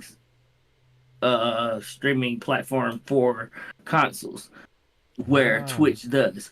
So I would just stream on Twitch for about an hour or two, cut it off, and then just move the VOD over to YouTube as if it was kind of a video because I didn't have anybody or any way to edit them down to like a watchable video. So I was just like bumping. I just put it on there. But even then, Yeah, I like those. consoles aren't really built to be able to stream and play games at the same time. So I like those the highlight video settings. quality was kind of shit. Have you thought about getting a capture card for recording console on computer, so then you could just stream straight to YouTube? Yes, I was thinking about that. Cypher said the same thing the other day that I could just go ahead and stream on the Xbox through my computer because I wanted to play Tekken on stream, but yeah, my computer wouldn't be able to handle it and streaming at the same time. So I'm probably gonna get a capture card so I can play the games that wouldn't be able to be played on the PC on the Xbox. Mm. Yeah, capture cards are pretty good. Yeah, they're not that expensive from what I've been seeing, but I don't really know what would be a good one to get. I don't know either, but I've heard that's the thing to do is if you want to do that, and you Mm-hmm. just get that. But, Because I know yeah, you he's been so having trouble with his too. His is going in and out. He was talking about he had to get a new one himself. So I'm guessing like maybe like a mid-range priced one would be decent. so you've been streaming for a while. Yeah. My literally my first time streaming ever was the the one about Brolame. Hmm. And that was the one where the previous night he did the stream the self on a live bait stream, you know, Yeah. where he was like running around in traffic. Well, not really. He was running around on the side of the road. This the one where But Mixie was telling him to call her, or is yeah, this the one so before that? that was that one. Yeah. So that one he had like a thumbnail where he took a picture of the sky, Yeah. and then the next day he put up a waiting room for with the sky again. But the thing is, I remember one of the things he mentioned was like he's like, "No, I wouldn't commit self unalive because I'm not going to say that cuz it's like YouTube, you know." He's like, "Yeah, you know, you don't do that at the end of a stream after streaming. No, what you do is you load up the stream and you do it right away." Like I saw the thumbnail on the second. I'm like, oh no, I know what's going on. Oh god. So I was like, fuck, I gotta do something. I gotta do something. So like I put up a waiting room. I'm like, I like a couple days prior, I enabled streaming because I was like, yeah, I'll try streaming. I don't know, but I was like, fuck, I gotta figure this out like right now. So I was like, I put up a waiting room while I was still at work, and then I came home, and after I had the waiting room up, I figured out OBS. Like I figured out OBS after I had the waiting room up, and it's like, I hope this works. I hope this, and it worked, and it worked. It was a little bit jank, but like I had a stream up, and I said the things that I felt like I had to say, and yeah, I think it worked out. I think it worked out, and Bro LeMay did not self unalive, and I'm happy about that. I'm very happy he about that. he bakes it a lot. He does bake it a lot. Oh, Yeah, Undercover. What is the name of that one? I might try that one out. tried some cheap Chinese built capture cards. They work, but have a big delay. You really don't want delay. Mm. Like that does make things rough. El gato. El gato. That's like the cat. Yeah, Yellow when cat. I first started, I had a few friends who were interested in streaming too, and I kind of did it because I wanted to get like a group of friends who was interested in streaming, and we could kind of stream together and kind of grow each other's platforms. Yeah. And I am the only one that really sat down and put in effort to do it, and I was pretty much streaming 5 days a week consistently for a year straight. And one of my friends, he streamed on Twitch like maybe 3 times, and he had not partner the other one. I forgot what it's called, but he had monetization on Aff- Twitch. affiliate? Yeah, affiliate. He had affiliate on Twitch, Okay. and he never streamed. Uh And he told me one day, he was like, "Yeah, man, I just hit go live and I had like 10 viewers." And I'm like, "How? How does that how does that work?" work? I'm like, "What am I doing wrong?" But yeah, it was fun doing it. But then at the end of the day, they didn't continue the stream, so Yeah. I lost the main reason to what I was streaming for. So I was like, "Yeah, there's no point in keep streaming if I don't have if other people I was intending on streaming with aren't going to stream." So I stopped streaming for a while. And then the flavor stuff came up. And I'm like, Friends. We got the homies. we got the homies, We all the got the homies streaming. homies. I'm like, I'm a very extrovert person. So I'm the most backwards person you'd ever find in this community. I'm In real life, I'm very extrovert. I can talk to anybody. I can go anywhere and do anything. But like, I'm not specifically going out to do these things unless I have a reason to. But like online, I'm very introvert. I, I'm I have a fear of trying to talk to people online. Like I'm in so many discords, but I've never interact in said discords because I feel like people are gonna be like, "Oh, who is this guy? What is he doing here?" And yeah, I just never put myself out there. I always see you. Yeah, I always see you in chat. I never see you in Discord. Like, I yeah, guess I that's go why. in, like, I go in people chats, and I can chat in chats and stuff and communicate, but like direct contact is hard for me online. I think it's like you can't really gauge a person over a mic from just their voice, how they're feeling, their emotions they have at that time, if you said something Yeah, wrong.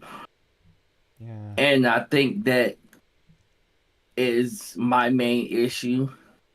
So like I don't go out of my way to put myself in that type of situation where I could say something that someone would be offended by and I don't know. I I tend not to worry about it because it's like, I mean, aside from the people I really care about, like if somebody's gonna get offended by something I say, then I'd rather they just get offended by the things that I say. And it's like, if it's gonna put you off from me, then you just go do what you need to do. You Hmm. know.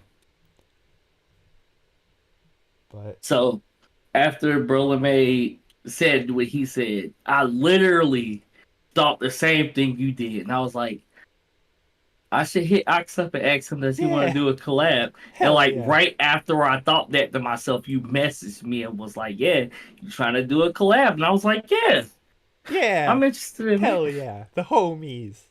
it. I'm I'm proud to say I'm a Kapipi. Like, Yeah, and I've always wanted to interact with other members of the community. It's just hard for me to do so. and Kapipis are so strong. Like Really.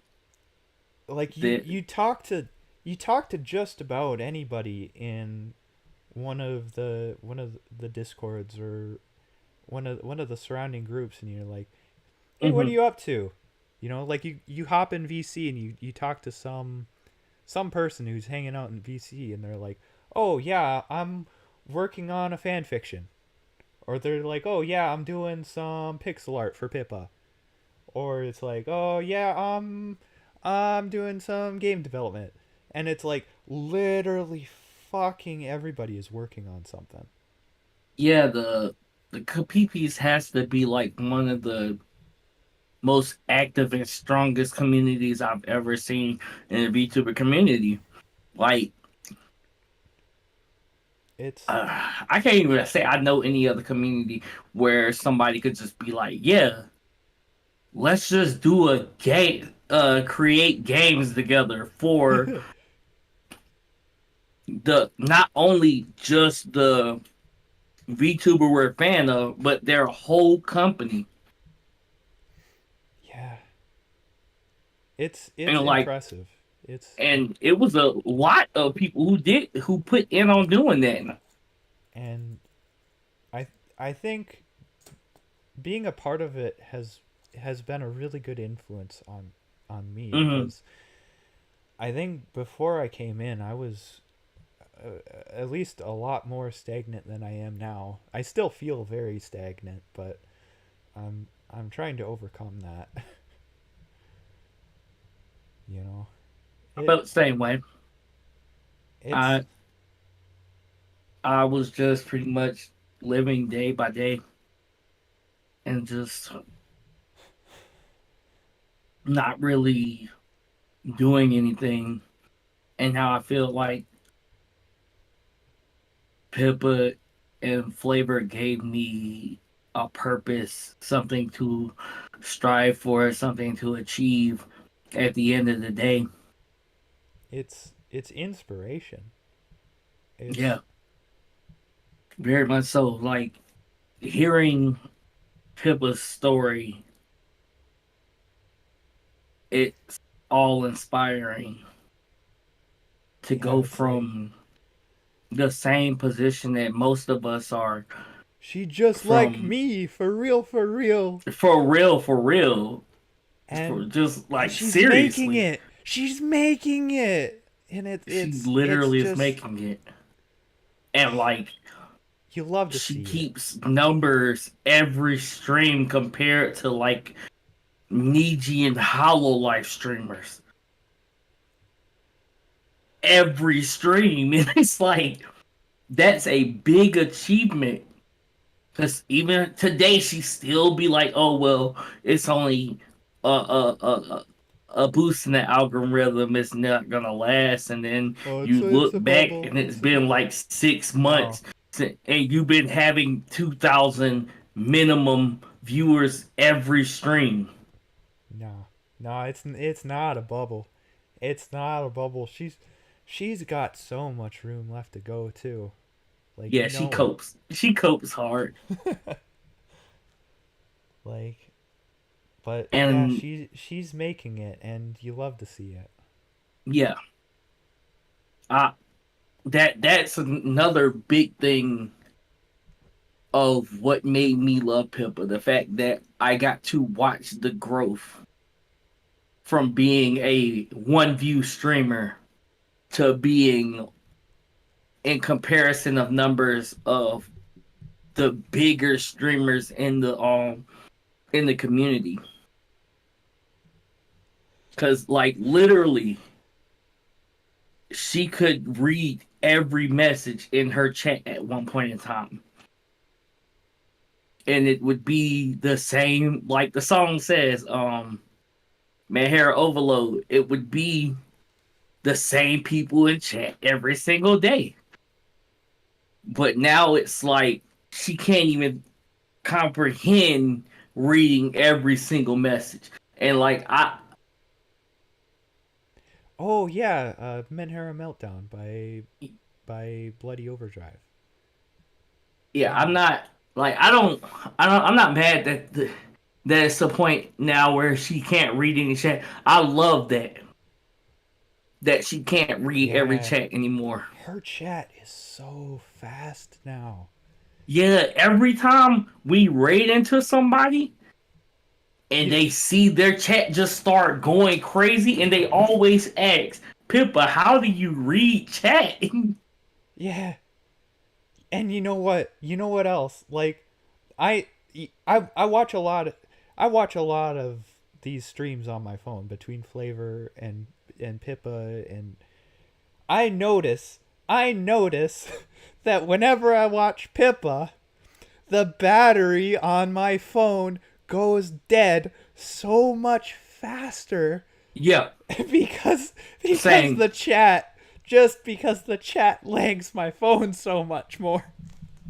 Because I have um since I be at work when I watch Pippa, I watch her on my phone every single night. So Yeah, I have to same. set my phone to where I watch Pippa whole stream, and then after that I just cannot watch YouTube anymore. I have to turn on my music because my battery is down to like maybe 30%, 20%, 15% if she went overtime. And I'm like, I'm not gonna not watch the rest of the stream, so I'm gonna take that chance. And yeah, Yeah, I bring my phone, I bring my charger, I leave it plugged into the charger, and my battery still goes down. mm-hmm. Because it's just like the YouTube app is so poorly coded, and her chat moves so fast that it just lags the app, and it's Yeah, the crazy thing is that I have to work with my screen off. I'm not looking at my screen, so most of the time I'm just listening into what's being said, and my phone still dies. I don't know what YouTube has, and then like, YouTube, I appreciate YouTube for that. You can turn your screen off with YouTube, but with well, if Twitch, you've got YouTube Premium. yeah, there's that too. I With I I Twitch, still have it. you I'm not literally gonna. can't do that. I just leave my phone on. By the way, I've noticed that my phone screen has started to get burn in the shape of YouTube chat. It does that. Mine does that too. Uh, I be seeing that every so often. I be like, yo, I've been on this screen way too long. Yeah.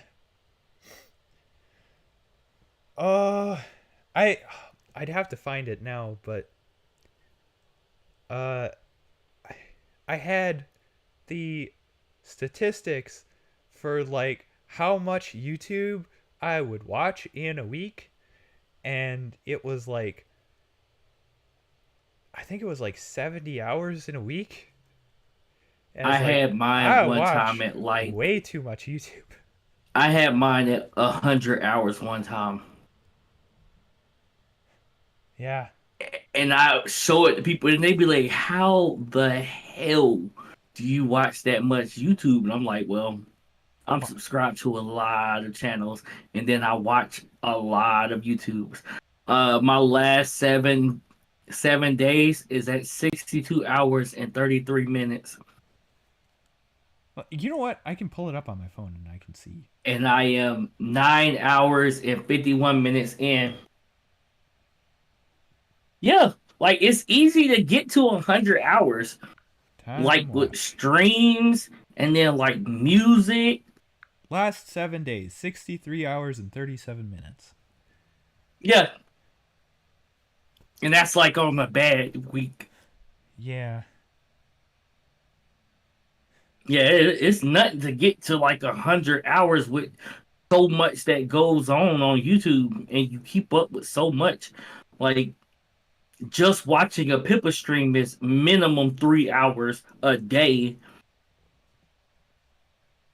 and then like you want to listen to music unless you And I listen to do music listen to on like music on Spotify or something. But I I personally listen to my yeah. music on YouTube, Yeah, I can't stand and Spotify and it doesn't work in my browser anyways. Like my browser doesn't support I guess the DRM or whatever that mhm, Spotify needs, so Spotify is just like, "No, we're not going to work in your browser." yeah, and So it's like, "All even right, then fine. you I'll got use YouTube YouTube then." Premium. They give you a whole music app just for having YouTube Premium. So I don't know why people be like, "Oh man, I gotta pay for Spotify and what's his face and all these." And I'm like, well, if you play for YouTube, you already get premium. I mean, YouTube Music on top of that. On top of the fact that you don't get ads, and everybody be like, "Oh man, I'm so tired of YouTube ads."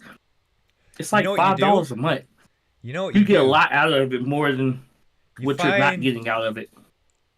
the real way to go is you find the music that you like on YouTube and then you use YouTube DLP Mm. with the dash X flag, which is for extract. And what that does is it pulls the audio track out of the video file.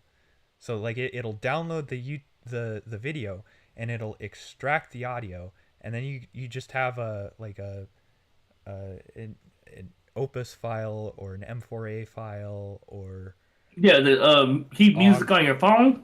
Yeah, and then you've just got the audio file, and then you can just copy it onto your phone, and then Yeah, so it's for like, years I did that. yeah, and it doesn't I would matter do if that. you're And offline or whatever. Yeah, yeah, I would download it and put it on my phone, and then I would I was like, bump it. I want to listen to music at work, so I downloaded and put it on the MP3 player I take into work. And mm. then I would always lose it because I somehow delete everything off my phone trying to change to a new phone, Oh, I or the remember. phone get messed up and I didn't put the music on my memory card. Oh, I And remember. I had a dedicated MP3 player with an SD card back when I was in mhm, like middle school, and oh, that thing had some hours on it. yeah, it'd be like that. Oh no! And then that thing broke, but then you know what I did after that was I got a Nintendo DS.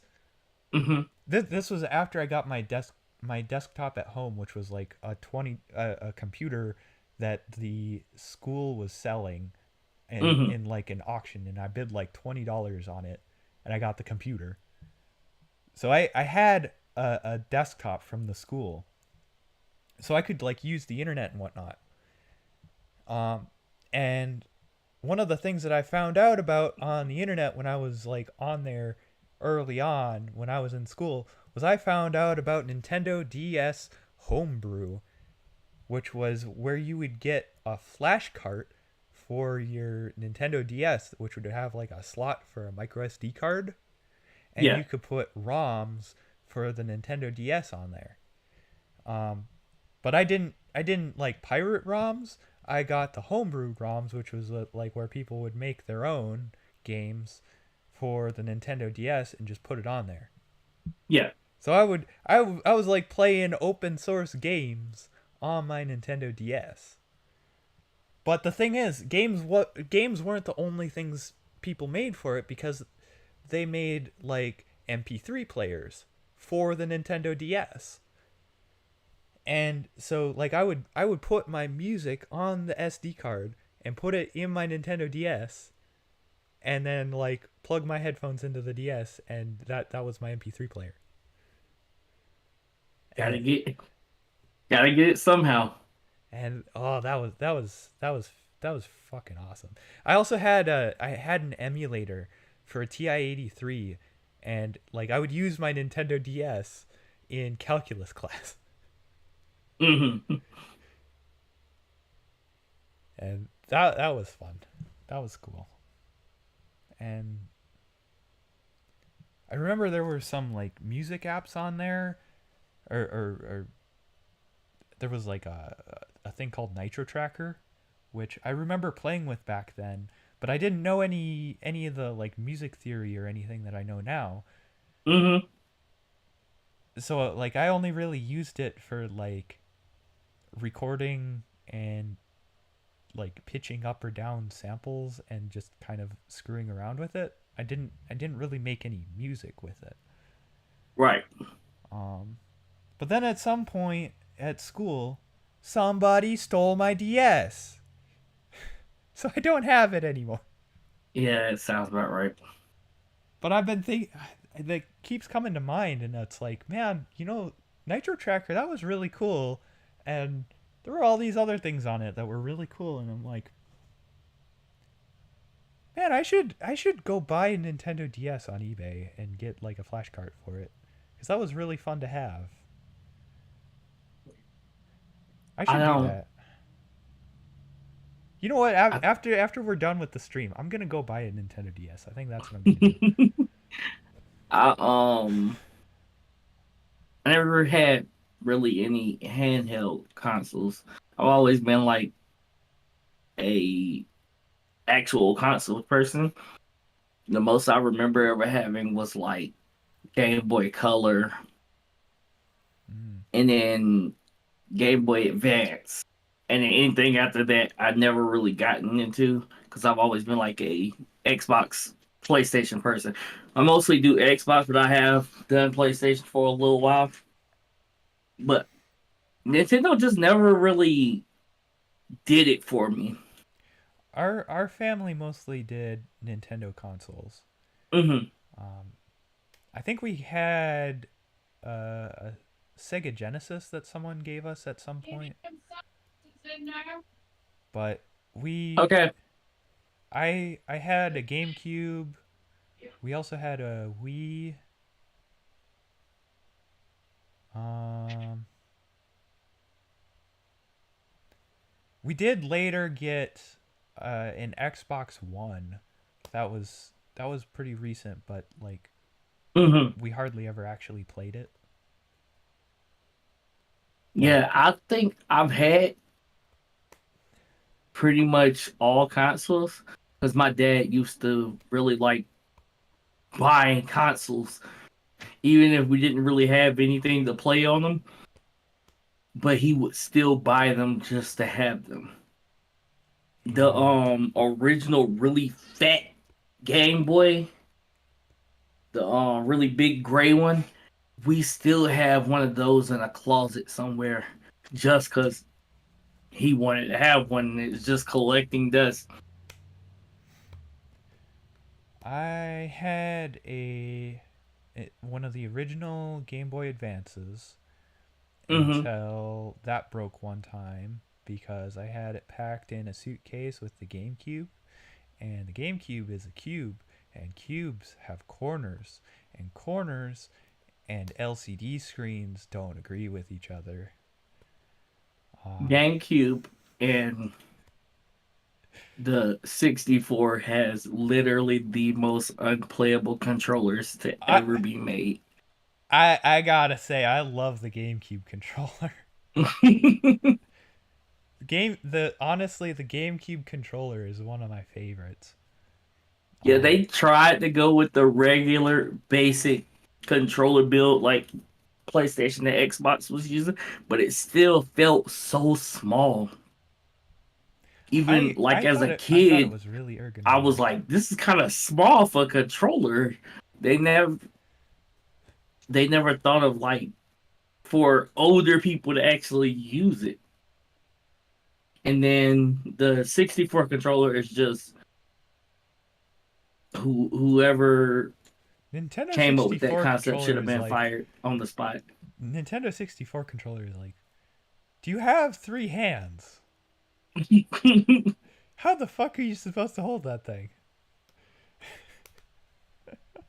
don't think they really thought that one through. But the GameCube controller, that is like peak. That is the ideal control. I had a USB controller that was like a USB GameCube controller that I used for a while before it broke.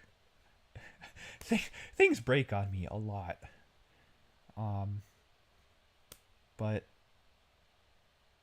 yeah, our family we had a game because I have two younger brothers, so I had to share quite a bit with my younger brothers. Um, Hmm. but that also meant that whenever had a console, like it wasn't just for me, so there was more reason to get a console, right? Right. So we had a GameCube, we had a Wii, we later got an Xbox One. Um, we had a Sega Genesis early on that was, and we had one game for that, and it was Echo the Dolphin. Hmm. And if you ever look up that game, it's a fascinating game. It On is an Dreamcast. interesting game. Yeah, I when I was younger, I really did. I never got far enough into it to really appreciate it. I don't think it was Dreamcast. I think it was Sega Genesis. Hmm. Um, but like the music in that, the it's an interesting game. It's an interesting game. Hmm. Um, Oh, but undercover. What is your explanation for like oh FPS heaven, games? You had to use the middle stick in the middle of the controller to um turn where you were looking and use the Z button to shoot. I think it was for FPS games. you know what? Hey, you know what? That's an idea. Is it really does not take a whole lot of CPU resources to Hmm. emulate a Sega Genesis, does it? So I could probably stream Echo. That's an idea. I might do that because oh, that game is something else. I've tried downloading emulators, but for some reason I can't get emulators to come up on my PC. It always gives me this error and it just will not download. Well, it downloads everything, but it won't run the program. I use Linux, and most emulators are open source, and so when you want to install an emulator, it's pretty much just like Pac-Man, S, dash S, and then whatever emulator name Hmm. you want. And then Yeah, also you want sudo in front of that because it's like root, but I you just hit know. enter and like it just goes ahead and installs it, and you're good to go. Yeah, I know. Like early Nintendo consoles, only thing I really was interested in was like Pokemon.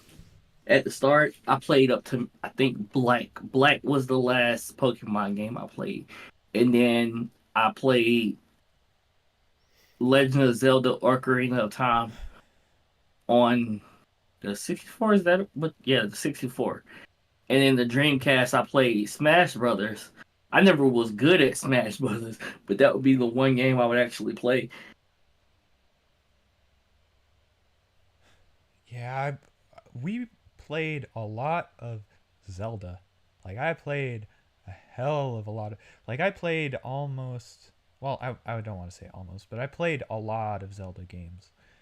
Hmm. Um, is there was like the collector's edition disc that came with the GameCube that had like a whole bunch of the retro console games that were like in an emulator that ran on the GameCube, and I played like Hmm. all of them.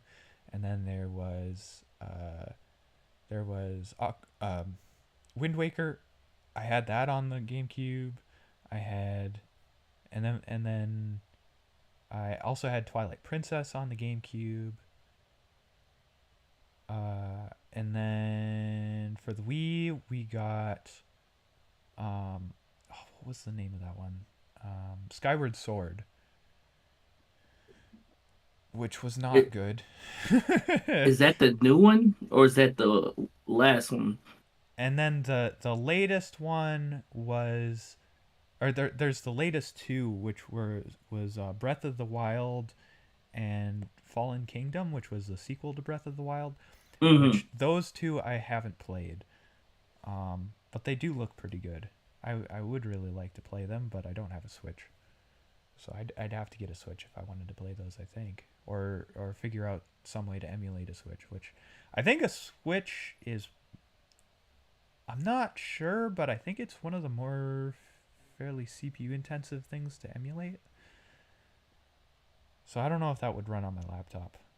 Hmm. That might be I know, hard. like the problem I always had with Nintendo is that they hate their fan base, and Oh, I people just. forgot. I also had Skyward Sword Adventures. That one was really good too, because that one was Hmm. actually multiplayer. So I could actually play that one with my brothers using multiple controllers. Like that one was multiplayer co-op, and that was fucking awesome. There was also the multiplayer co-op in Wind Waker with That's the the boat with one, right? yeah, Yeah. that one had the Tingle Tuner where you would plug in your Game Boy with the link cable, and Hmm. we had the Mad Catz link cable that was like it was like a dual purpose cable because it did the thing where it would both go between two Game Boys, but it would also go between the Game Boy and the GameCube.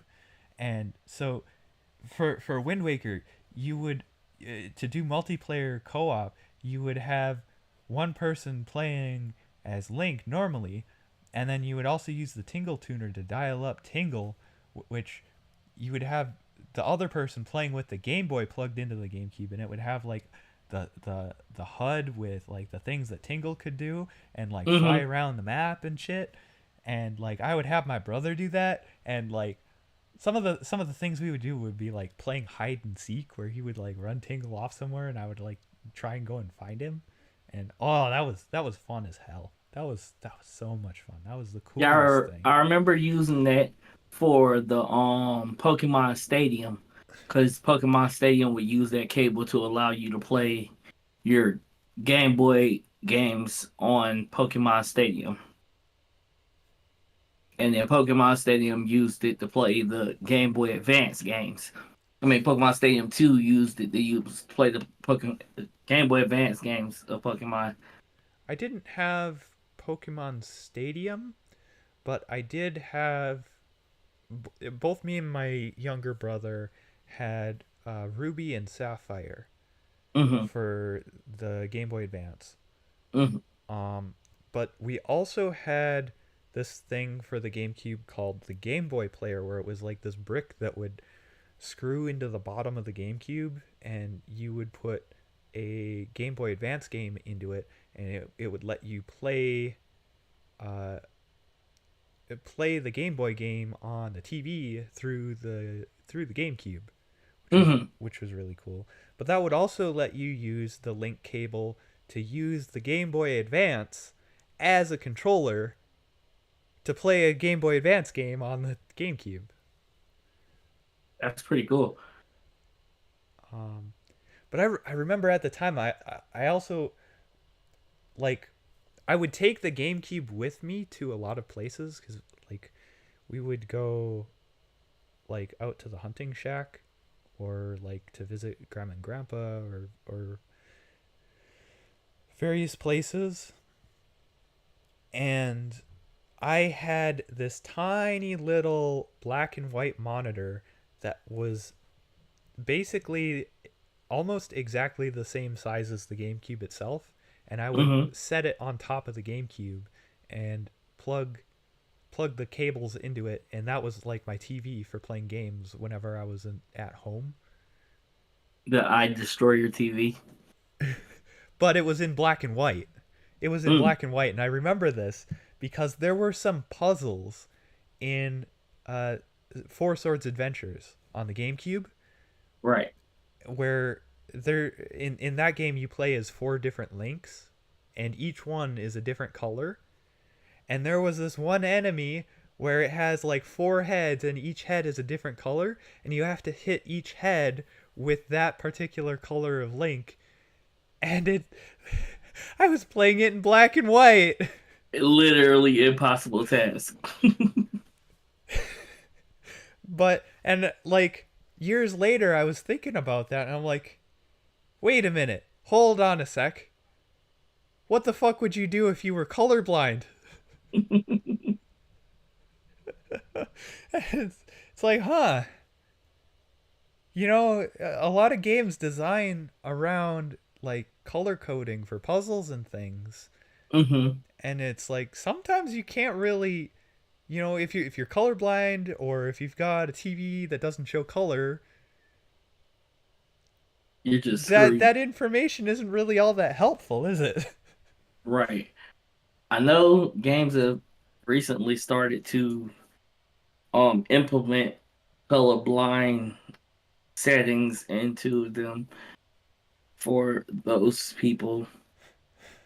Yeah, it's like accessibility settings, and Hmm. that gets a bad rap, kind of rightly so, because a lot of games journalists on Twitter are like, "Oh, you need to lower the difficulty for accessibility," and it's like, no, no, but you know, colorblind, that does make a lot of sense because it's like Right. there's not a whole lot you can do about that. I'm colorblind in change the eh? I'm colorblind and change the hue to the screen. I changed the hue to the screen.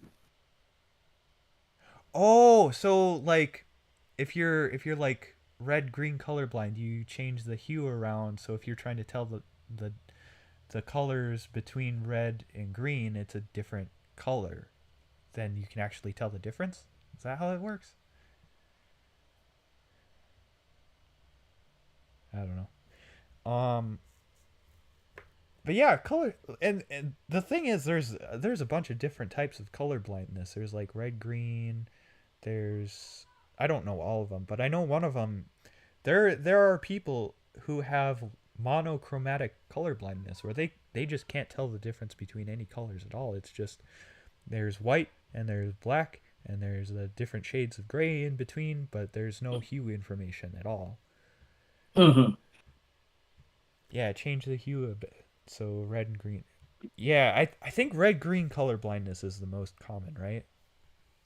I think. But there's a bunch of different kinds of color blindness.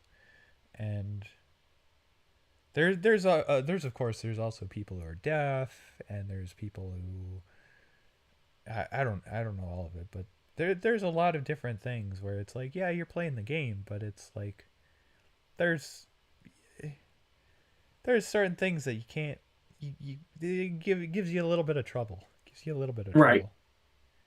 Or like Because I know, like, Fortnite has a setting where I think it's for deaf people that it lets you hear everything around you by putting like markers on your screen showing you the direction that it's oh happening. yeah. Like if somebody is healing a little marker will show up on your screen You in know, which direction that person is healing or somebody's shooting.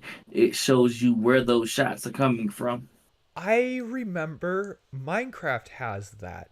It has subtitles where if there's a sound that's playing, it'll tell you the name of the sound and point in the direction of it.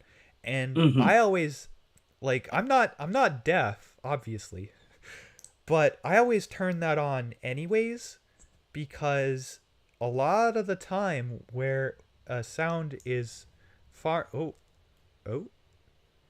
Oh, I just had YouTube Studio crash on me. I hope the stream is still live. Let me try reloading that.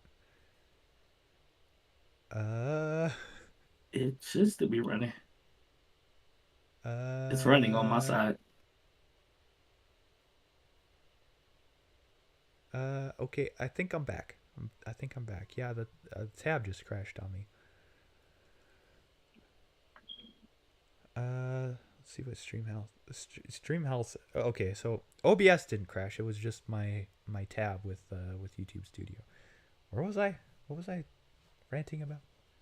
Minecraft sounds that Yeah, might take yeah. direction. So the thing about that is that the further away it is, the quieter it is. But it doesn't make it quieter for the subtitles. So a lot of the time you can get away with like seeing the subtitle for something you wouldn't otherwise be able to hear. So a lot of the time I would just turn that on anyways because it gives you a little bit of an advantage. Hmm. Um, and like it would show you the direction where like if you're trying to hear it in stereo, that's really really helpful if you're like mining through a cave and you hear a zombie and you're like, oh, there's or not mining through a cave, mining through solid stone trying to find a cave, and you Yeah, hear a it zombie or like you hear shows you the lava. direction that Yeah, lava is that's near you. yeah, you can tell where you need to go by the direction of the sound. Hmm. Or say you're in a very tense PvP situation, um, you can hear footsteps. And those are very, very quiet. But being able to tell the direction of where the footsteps are coming from can be a big advantage. Big advantage. Hmm. Especially if they're very far away. So yeah, that's a bit of an advantage from turning subtitles on. Even though I can hear. But I think if I was to stream Minecraft, I'd probably turn that off because I would imagine it would Hmm. get a little bit annoying to see on screen. I don't know. I'd like to stream Minecraft, but I think I need to build a better computer before I do that. Yeah, I did. I wanted to stream Minecraft too, but I feel like solo Minecraft isn't really a fun thing to watch. So I would want to do it in like a server or Yeah. just do modded Minecraft, which gives you a straightforward purpose of what you're supposed to be doing. Yeah, that's kind of the thing is I've got a pretty good idea of like what kinds of things I like to see in Minecraft, and I'm at the point where I see Minecraft more as like a canvas than just something that you would do in and of itself. Hmm. Where it's like you don't just stream Minecraft, you stream something that you're doing in Minecraft, whether it's like talking to someone, like a stream like this could be done in Minecraft, right? Where Yeah, like that would be like the visual content that you would add. Pippa and Lisa Yeah, stream. yeah, like that, or like some of the Dream SMP stuff. But that guy's that Hmm. guy. But you know, having a conversation in Minecraft where you're using the Minecraft characters as sort of visual puppets to illustrate the conversation. That Yeah. that adds a lot to the stream quality. That's that's a that's a really great use of Minecraft for streaming. Um, but like I really like technical Minecraft, like some of the stuff we were talking about earlier with like ender pearls and whatnot, um, with redstone and Hmm. I I've never been much of a redstoner. I like to do builds. I like redstone. I like mob farms. I like machines. I like I like the technical stuff. Yeah.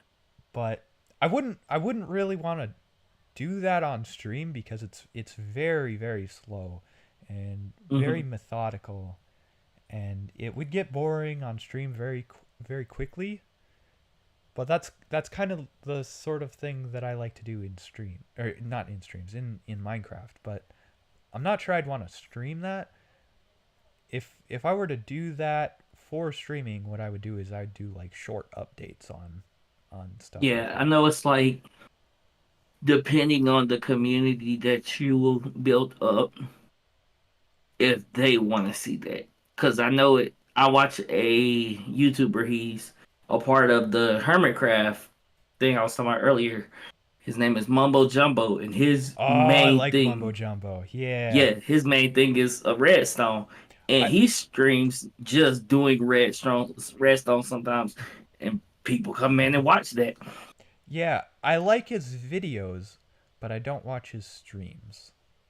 Yeah, I watch mostly his. He doesn't stream too often. Well, he hasn't really been doing anything. He's just now getting back into doing YouTube again. I think he took a break for a little while. And S- yeah, mostly his whole content is built around Redstone. Same with like Il Mango, where he'll do like a 5 hour stream of just repetitive block placement for like Hmm. building a huge piston bolt or something like that. Where he'll stream that, but it's not really all that interesting stream content. Like it's doing the same thing over and over and over and over and over and over. Right. Um, And that's what I like about their server. Because it's so many of them, but they all have their own way of doing things.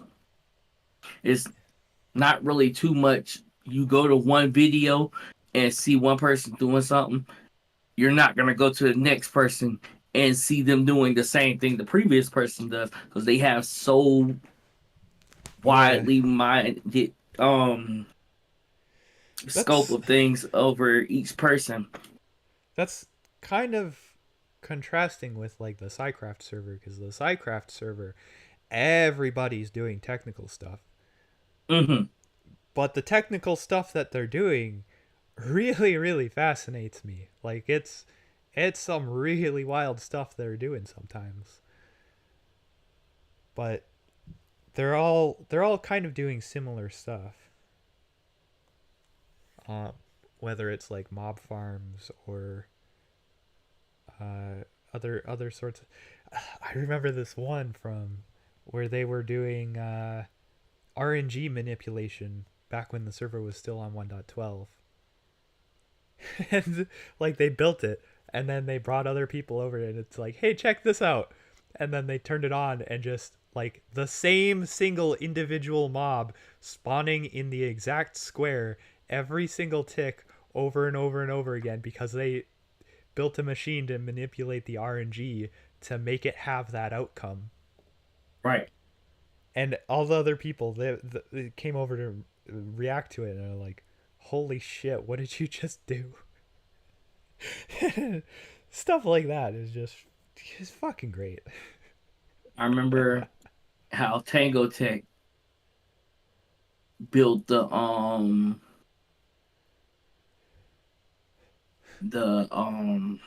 iron farm. And his whole thing was making the gigantic thing with a Yeah, hundred doors and yeah, the a Iron hundred things of Trench. glass. I think that was And it, back in like 1.10, right? hmm Yeah, And And then Minecraft, Mojang went and stopped that completely. So now that farm is completely unusable yeah, because the but way they now, altered. but iron farms now are like way easier than what that one was. Yeah, it's like something you could throw together in like 10 minutes now. Yeah, I still haven't made one of those yet, but I.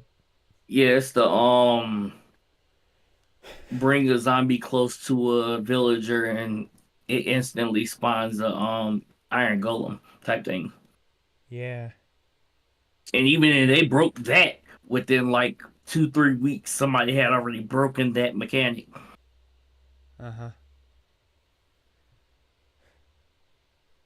Yeah, that's cool. If I were to I, do if I were to do Minecraft streaming, that's the kind of thing I'd probably do is setting up stuff like that. mhm. I know. Did you know Fauna does that? Fauna Who? did in Hololive. Fauna. Oh, Fauna, yeah. Yeah, she did a raid farm, Hmm. and I think she did a guardian farm too.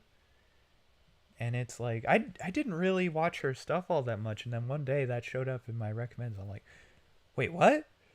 I didn't realize she did that, and I'm like, wow, that's really cool. Yeah, I remember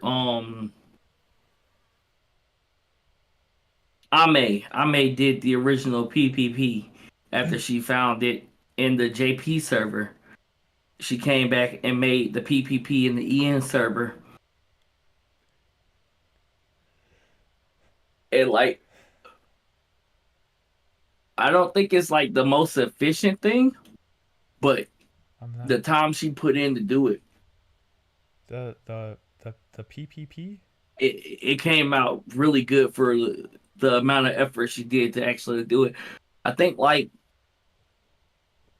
back when they first started, Ina did most of like all the farms and stuff because I remember she did the sheep farm and she was doing all the extra farm work and Callie and Godard they was doing the Minecraft rails through the Nether after they tried to do the tunnel through the overworld to get to the PPP farm. I think that was their first collaboration in the on Minecraft. They all got together and went underground and tried to dig a tunnel underground to the PPP farm. Yeah.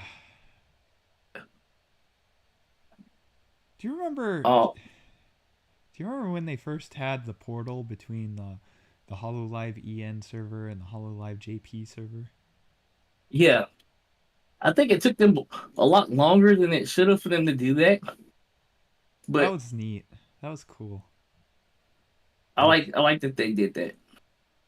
The give them the ability to go in between each server rather than having to log out and log into a whole different server.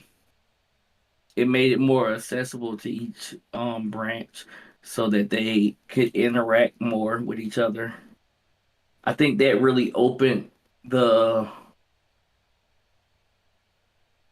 connection between the two branches. Minecraft is what really brought technically all three branches together yeah, because once they I think ID Gen 2 is when they yeah. got their own server and then they connect that server to the other two. I forget what it was, but I remember Muna was doing some technical Minecraft too. I think, right? Who? Muna from I think she's Hololive ID, right? Yes. She was doing most of her stuff on the JP server because I remember she was doing her builds with who was she doing builds with? She started her own company with somebody from the JP branch. I I don't remember. I haven't watched a lot of. I haven't. I gotta be honest. I haven't watched a lot of the Hololive Minecraft stuff as much as I would have liked to. Yeah, I haven't watched Hollow Life in a good little minute. Yeah, I had kind of fell back because like I watch so many streamers, yeah, and like Brolin may say, it's like you only got so much time, yeah. There's the fear of missing out, right?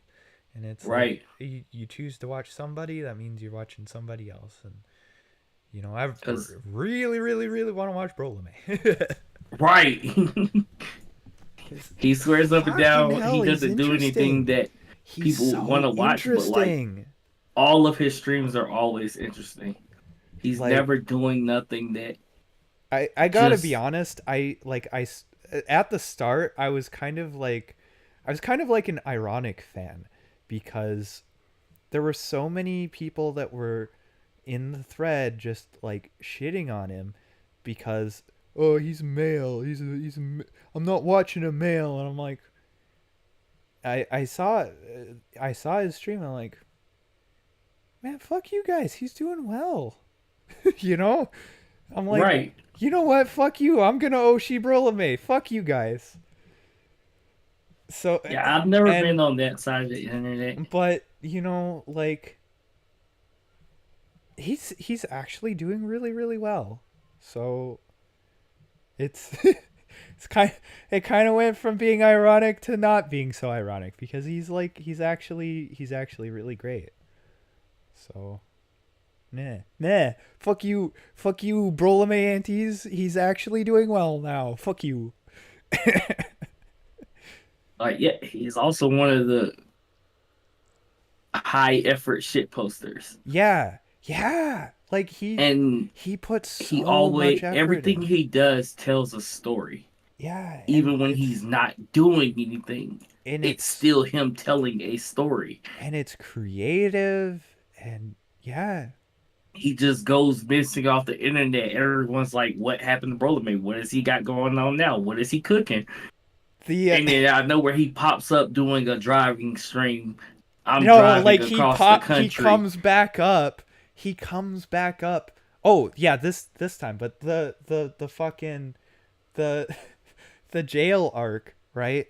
He Yeah, pops back up like running through crawling the through running brambles. through the tall grass in the Yeah, woods somewhere. showing his feet on street, like running through the forest in a lab coat. He's like escaping. He's escaping. That arc, I think that's where he was at his peak. I think that's where he was at his best. But yeah, now he's doing the cross country thing. Who knows what he's got to have something he's cooking up right now. I don't know what he's doing. I don't know what he's doing. I don't want to build tension if he's not cooking up something specific. He might just be visiting someone. I don't know. I think he's just now leaving Cyphers to go home from the convention. Yeah, his kayfabe is strong. His kayfabe Yeah, is real strong. Yeah, he downplays it, but like and his voice. it's so high quality. Like He's he doesn't understand that. he Like I doesn't told him know on the he's stream one time. actually fucking good at this. Yeah, like I told him on the stream one time. I'm like, you're not gonna find a VTuber who goes out and who is out telling a story through their cell Yeah, phone and in a real life environment. you know what it is it's episodic storytelling too, Right. because like if you look at each stream, each of the streams kind of has a theme to it, Hmm. and within the the the theme of the stream, you usually have him giving his take on it, but then you also have the regulars in chat who are kind of like characters in the story, or you have members of Milkshake, or you have whoever's coming on to collab with it. but they Mm-hmm. they kind of give their own spin on whatever the theme is. Right. But then there's also the it's and it's hard to say because it kind of blurs the line between fictional storytelling and reality, but there's it also seems like there's an ongoing self-growth arc to it, Mm-hmm. but it's hard. And that is one of the things that he does is he blurs the line between fiction and kayfabe and what's actually the real person Yeah, he's behind the very microphone. adamant, and he does that on purpose. Yeah, he And I does. love that about his content. You never know Is he'll say what. things that are very very spicy, Yeah, he and loves it's to blur hard the to line between reality and kayfabe. it's hard to And say if that's him or if it's the character sometimes. I told him, I'm like, I base off what you're saying from kayfabe to reality on how he started the stream. His emotions really are telling at some given times, because when he starts a stream, he says Dr. Lola May, and then it's some fan, some guy, and it's just Hmm. me. And he, That's it, I hadn't picked up on that. That's a really interesting detail. If that's I hadn't picked up on that. yeah, and depending on how he starts his stream, you can kind of tell how the stream is gonna go from that point. That's why I say like his storytelling is so strong. I can't tell if he intentionally does that or if he just does it and that's just how he feels at that time during that stream. Hmm. That's interesting. That's interesting. All right, so the drama stream was God tier, and he didn't even Yeah. really stream. I had no idea what was gonna happen at the end of it, and I gotta be honest. I was I was one of the people that was kind of schizoing out in chat a little bit, but then he pulled the end on that, and I'm like, ah, I see what you're doing. I get you. I mean, I I think I think I was asleep during that stream. So when I woke up and seen it, I'm like, I know Brolin May. This isn't a real stream. This is a shit post. It's Brolin May. He doesn't deal with drama.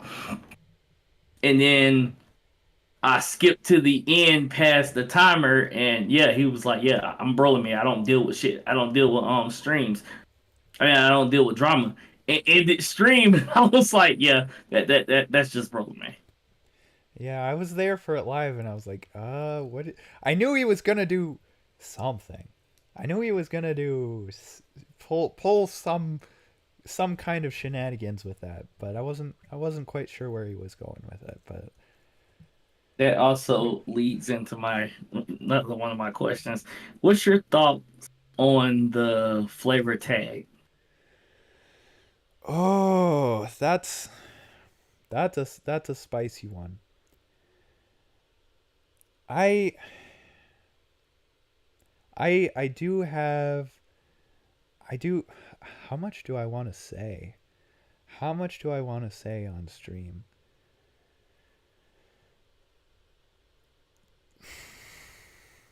The way I see it, the flavor tag has some symbolic meaning to it, Hmm. right?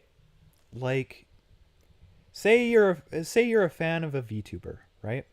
Say you're Right. a fan of I don't know, fauna maybe, right?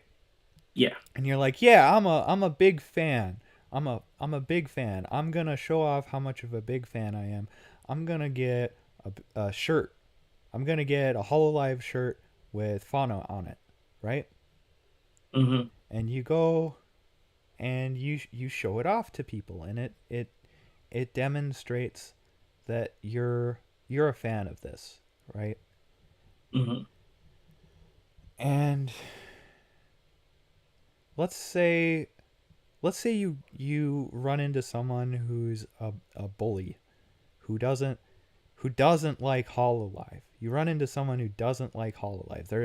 They're or they don't like anime culture, and they're like, "Oh, anime people, they're all pedophiles. I don't want to deal with that." And you run into someone like that, and they bully you for this shirt. So you decide to take it off, right? Yeah. But at the same time, that that doesn't that doesn't take away from the initial meaning that the shirt had, because wearing the shirt shows that you're a fan. Hmm. And so,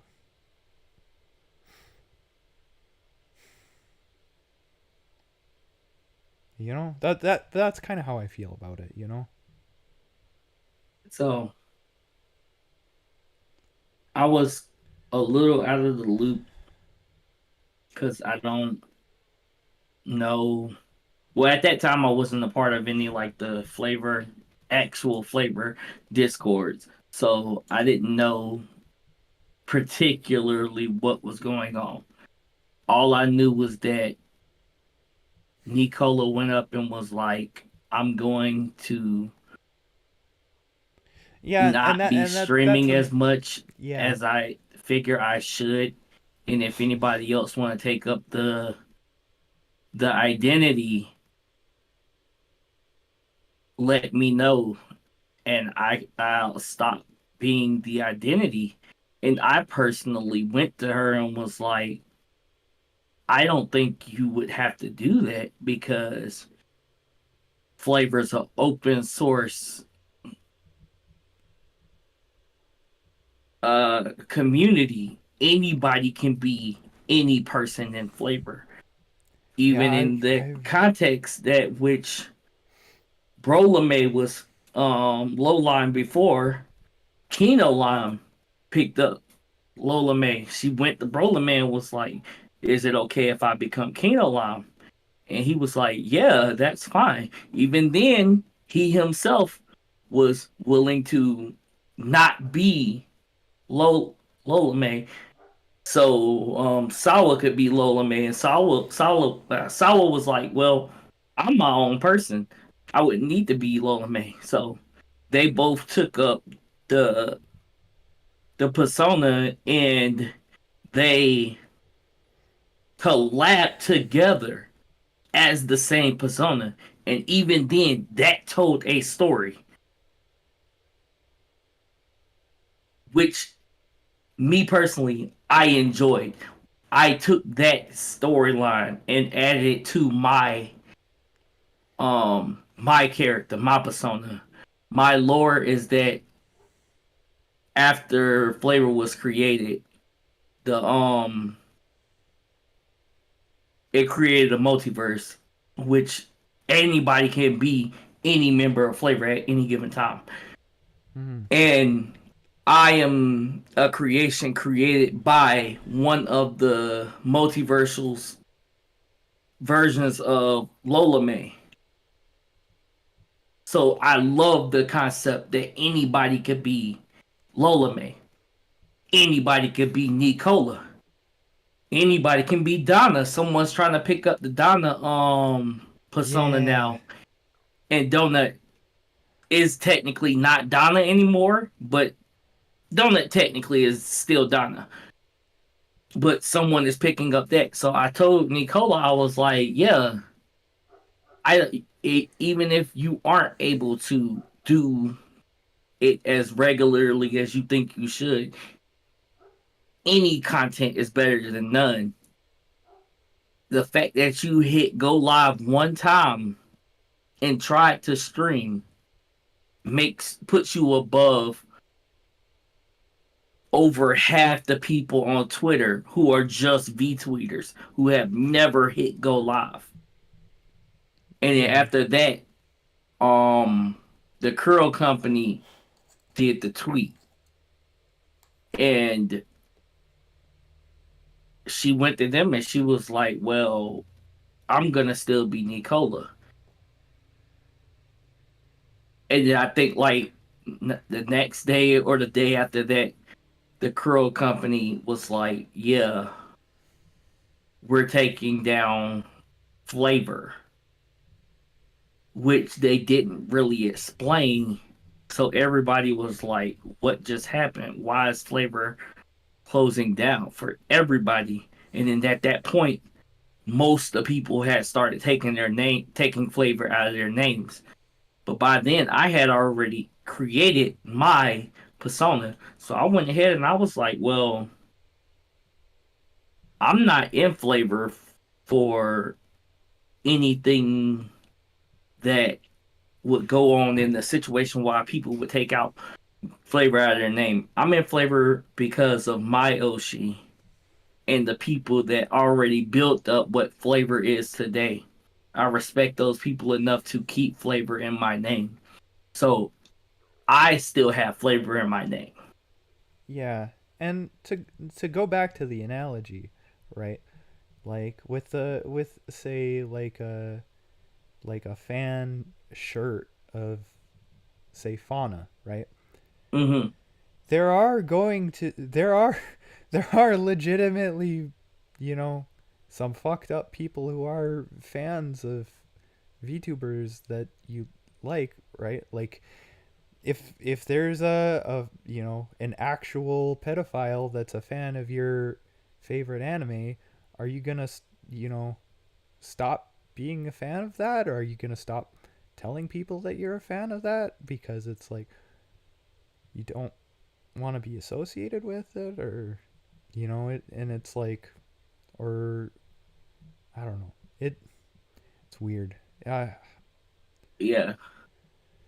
I It's understand the I logic behind yeah. taking it out because it's so much backlash with the whole Flavor concept, period. It's always been backlash with the whole Flavor concept to begin with the fact that people, like you said, people were using it in a wrong sense of that it wasn't created to be used. People going out of their way and messaging phase members and ask and saying, "Oh, well, I'm a part of Flavor.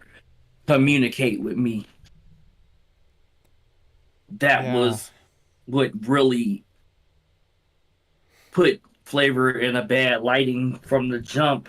Outside of the fact that Flavor is a AI built company, well, built community, and from that that's point another on, thing. it i've was yeah, it's just I've it's got been in a strong bad light. opinions about that too. I think AI gets a lot more hate than it deserves. Yeah, I honestly, I like AI art. I am very very staunchly pro AI art, and I am very strongly anti copyright, which is yeah, I like don't like the concept that people gatekeep art because like that. like if you It's look at so toxic. Like, why are you going out of your way to tell people, "Oh well, if you can't afford it, then you shouldn't have it"? Like, how is that fair? that's like fuck off, you know? And then people will be like, "Oh, well, it's the same concept with just regular VTuber models. Why are you complaining about AI art, but then you also complain about bigger streamers, bigger VTubers having $5,000 models, And and that's what makes them popular"? No, it's not the model, it's the person behind the model. I see AI art in a very similar light to how I see sampling with music. Hmm. Um, which is, I mean, technically it does violate copyright, but there's so many interesting genres of music that would not exist if sampling didn't happen. Right. And so if you're gonna say no, you can't, the AI art violates copyright. Well, there's a lot of really really interesting artistic things that you can do with AI art, and I think Flavor is a really great example of that. Right. But there's also, I've also seen like actual artists where they'll use AI art to like make some pose information Hmm. where they'll generate something to start with as like to get a general idea of what they're making, and then they'll sketch over it and they'll do, actual handmade art, but they'll do it, using the AI art as a reference. And I Yeah. I think that's really really great. Um or like I haven't posted it publicly outside of like the support Discord, but there was this site, I forget the name of it, but it uses stable diffusion on a spectrogram of music, and it generates AI generated music. And it doesn't sound all that great because there's some limitations on Hmm. audio rates and things like that. But I took a sample of that and I transcribed, and it sounds interesting, but it's not very high quality. But I took a sample of that and I transcribed what it was doing and I added a bunch of layers to it, and I made my own little bit of music that kind of elaborated on what the AI generated. And I Hmm. think that's really really interesting. I like stuff like that. You like my model? Yeah, I think your model's cool. It's an amalgamation of like six different models. I took AI art and I personally went in. I can't draw, but I do decent with like editing. And I took the concept, I tried to come up with an original concept for the model of being a chimera. And I found this one picture is like an Amazoness with like a fur coat around her chest. And I was like, wow, I really like this concept. And I took it and I tried to build around it. And I eventually found other concepts that looked like it and chopped them all up and put them into one model. So even then, my model is not officially AI art, even though it is. Because I personally drew this model using AI art. And that's what people be saying, like you just said, taking a concept from AI and making it your own, even if it started from AI. Cause Yeah. like with Santa, Nyana, Marie, all of them have actual models built from the concept that came from AI. Santa Yeah. and Even though they Nyana, did draw it themselves, the concept idea was originally generated in AI. Yeah. right? Like, and you can't just blatantly just say, "Oh, all AI people who use AI are wrong. They're bad. I can't believe you would use AI. Period." But there's also things like my game jam entry where I had a little bit of art.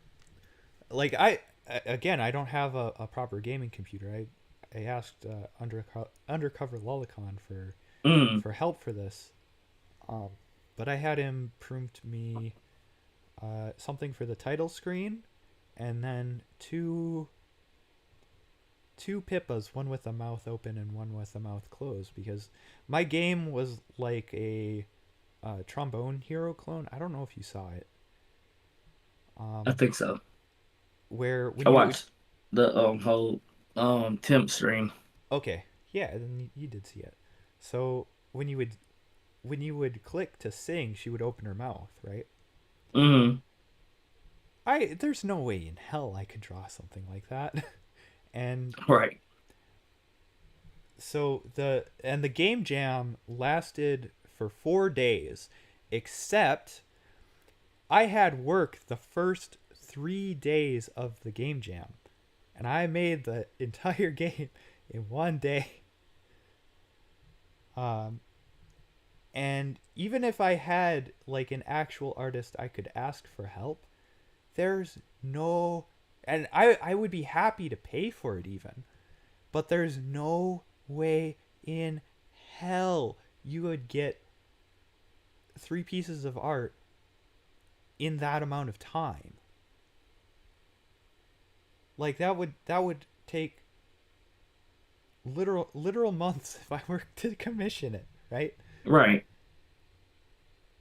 And so for just a, and I'm sure for like if I were making a bigger game jam, or a, a proper commercial game, like I would hire artists for something like that. But under the time constraints, there's nothing you can do. There like, Yeah. and so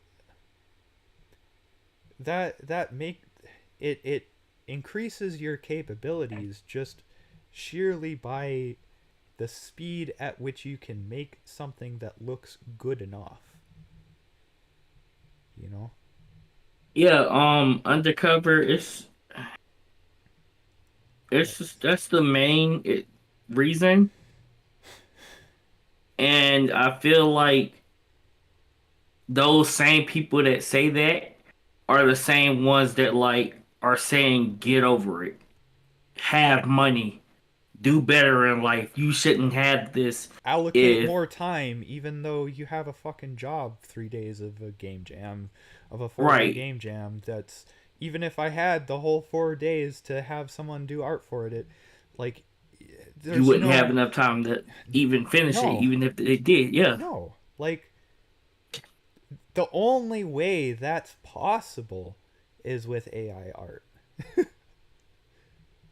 And the way I see it is that AI art builds from a basis of other art, but like, what is fan art? Is fan art not the same thing? You aren't creating your own thing. You're not just going out and making a Yeah, character that's and another really common misconception I've heard is people will say, "Oh yeah, it takes this part from this art and copy and paste it here," and that's not exactly what it's doing.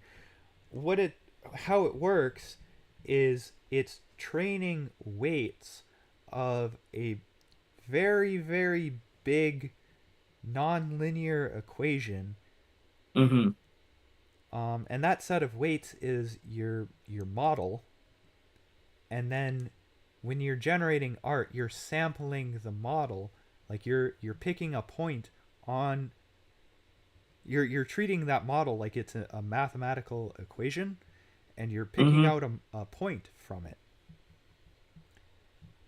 And so the the art that's used to train it is like it's points that are being used for like nonlinear regression. But as far as copyright goes, you only have copyright over that one individual point. You don't have, nobody has copyright over the whole equation. yeah, even then, like most of this stuff that people are complaining about, it's not copyrighted. You just don't. have copyright because you created something. You have to go and And get it copyrighted. So even people who keep then, yelling copyright, you sound stupid because you don't own copyright to anything. You didn't go get it copyrighted to yourself. and even then, I really don't agree with copyright in the first place, because Yeah. because the whole point the whole point of copyright in the first place is to encourage creative expression monetarily. It's to Copyright had good intentions to start with. create a monetary incentive to create things, right? Yeah. But here's the thing, what it does is it makes it so that publishers and record labels can buy up the rights to these things and generate profit from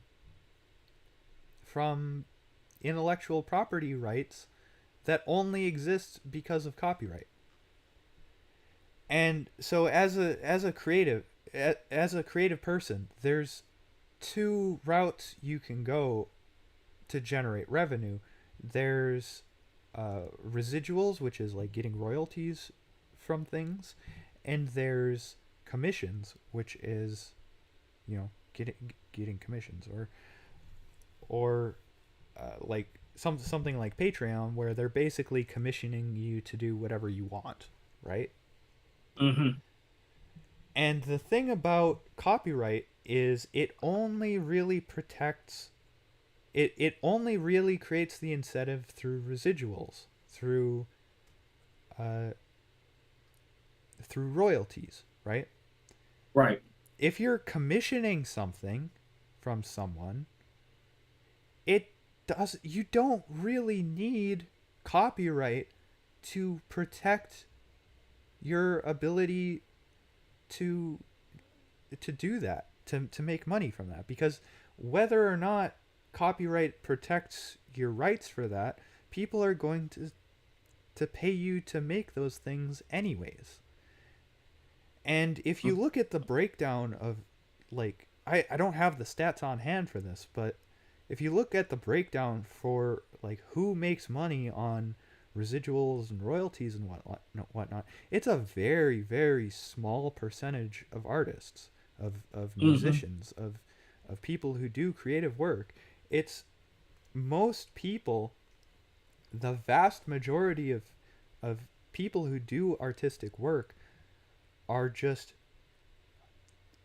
the biggest interaction they have with copyright law is that it prevents them from doing interesting uh, derivative work, Right. which is what copyright prohibits Yeah, like the without getting explicit permission. But for a lot of, a lot of big artists, they're completely unreachable. So it's like getting permission isn't really viable. yeah, that's like with the original biggest copyright thing, the Vanilla Ice case, where like he didn't even take the whole beat. He just took 3 or 4 notes and added it to his song. And they was like, well, that's our whole entire song. We need money from him because he took our whole song. And like, Yeah, how do you it's so dumb. claim 4 notes in an entire song? It's not even the fact that like he was saying the words. It was the whole entire beat itself. It was just a background beat to the main beat of like 4 notes, and y'all claimed it and they won. And I'm like, that doesn't even make sense. And the other thing is that for me, when I make things, a lot of the time, like, I come from meme culture, right? Right. I come from the culture of making memes, and like half the time when I make something and I post it with the hope that someone will download it and re-upload it and share it so that it can live on beyond my personal reach. Right. And I have been lucky enough that some of the memes that I have made have gone on to achieve greatness. They've gone far. They've gone far. Like I've seen them come back reposted in places I've never posted them. And I love to see that. I love to see that. You know the Morbing Time meme Yeah. from the Morbius movie? Yeah. A Yugi tuber came up with that. Ha ha ha. Hell yeah. And I didn't even know until like half a year after Morbius came out that a Yugi tuber came up with that meme. And it spread it so much that everyone and anyone used the Morbing meme. Do you remember that little MP4 WebM edit with a bunch of homemade firearms set to the Home Depot beat? The Home Depot music. I think Pippa showed that on the stream one time. Maybe? I'm pretty sure it was a video of just like homemade guns. Oh, I think that was a different one. That was the Brazilian one. Oh, okay. That one was with Big Iron. But Hmm. I made a different one. It was with the Home Depot song. Okay. But like I've seen it reposted in a bunch of places. I've even seen it re-uploaded like up to YouTube. Um, Mm, but yeah, I made that for like a reply on Twitter a few years ago, and like it's gone. That was before I was like that was before I had my account locked on Twitter. hmm. Um, I feel like and people who cry about these types of things lower their exposure. yeah, and I'm really really happy to see it take off. Like I want the things I want the things that I make to see that kind of success, even if it doesn't come back to me. Like I want people to enjoy the things that I make.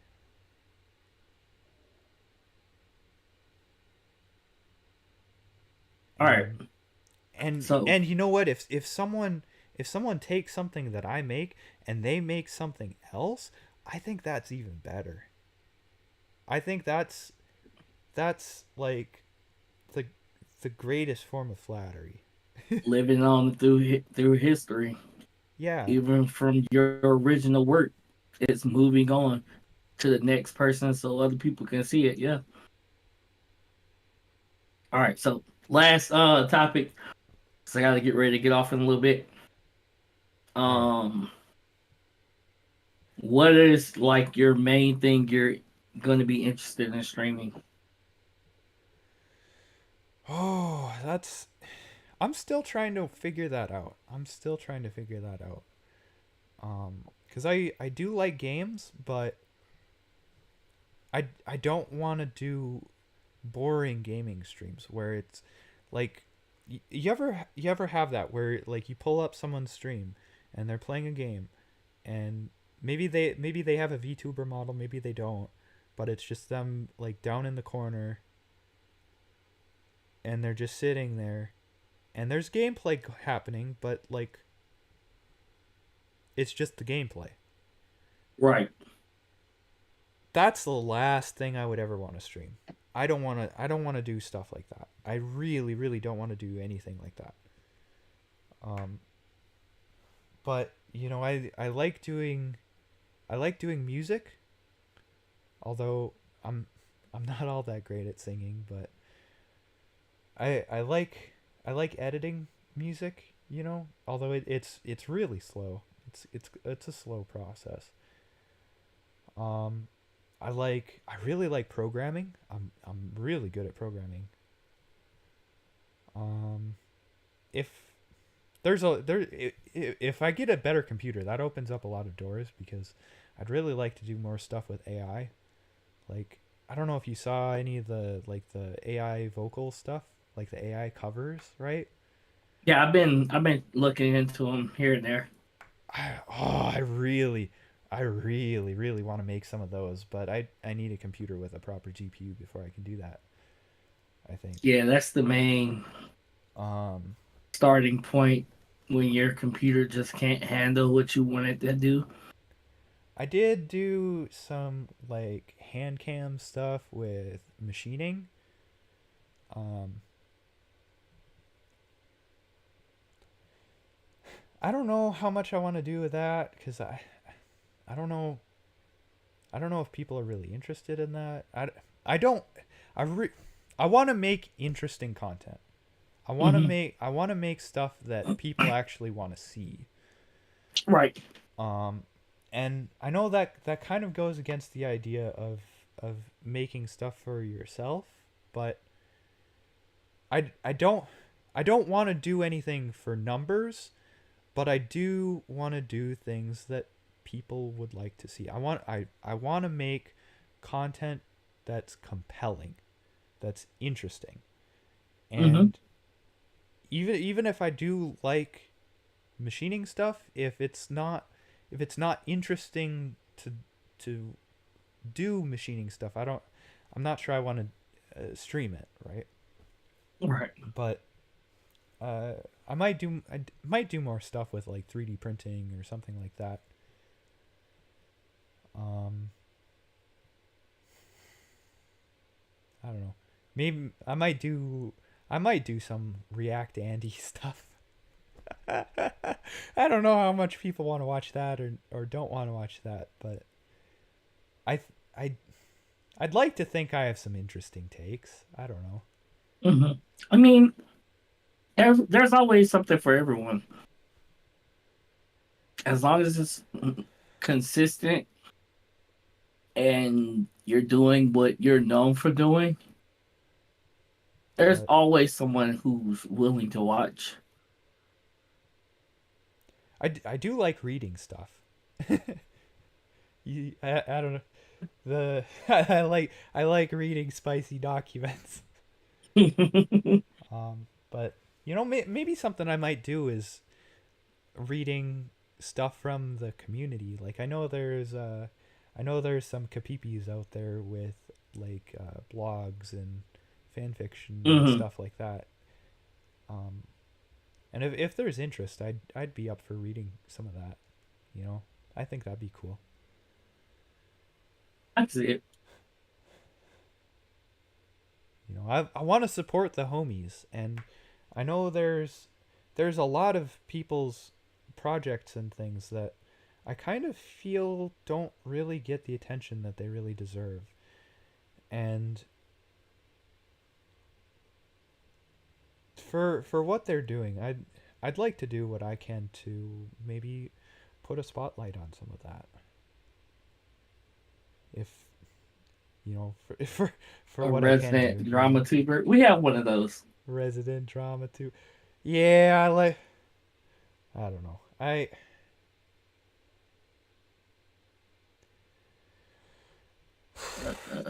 So. the thing about getting into the drama is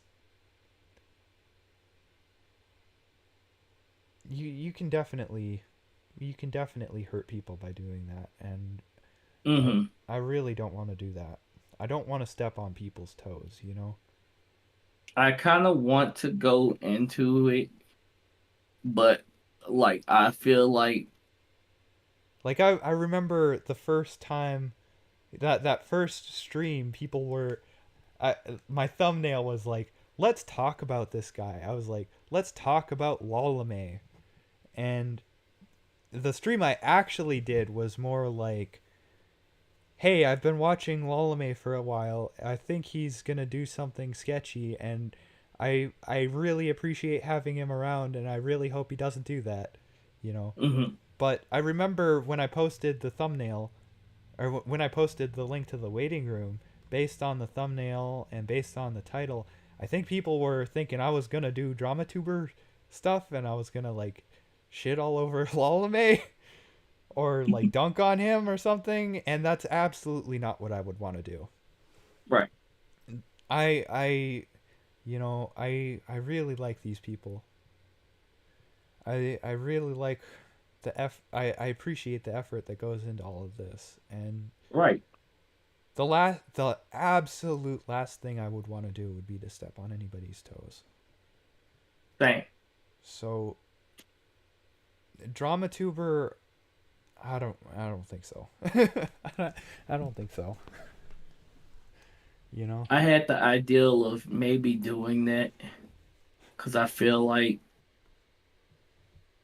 a lot get left out and stuff where stuff happens and a lot of the community never has the truth of why it happened, or it eventually comes out a long time later, and by then everybody has already had their opinion and said what they said about it.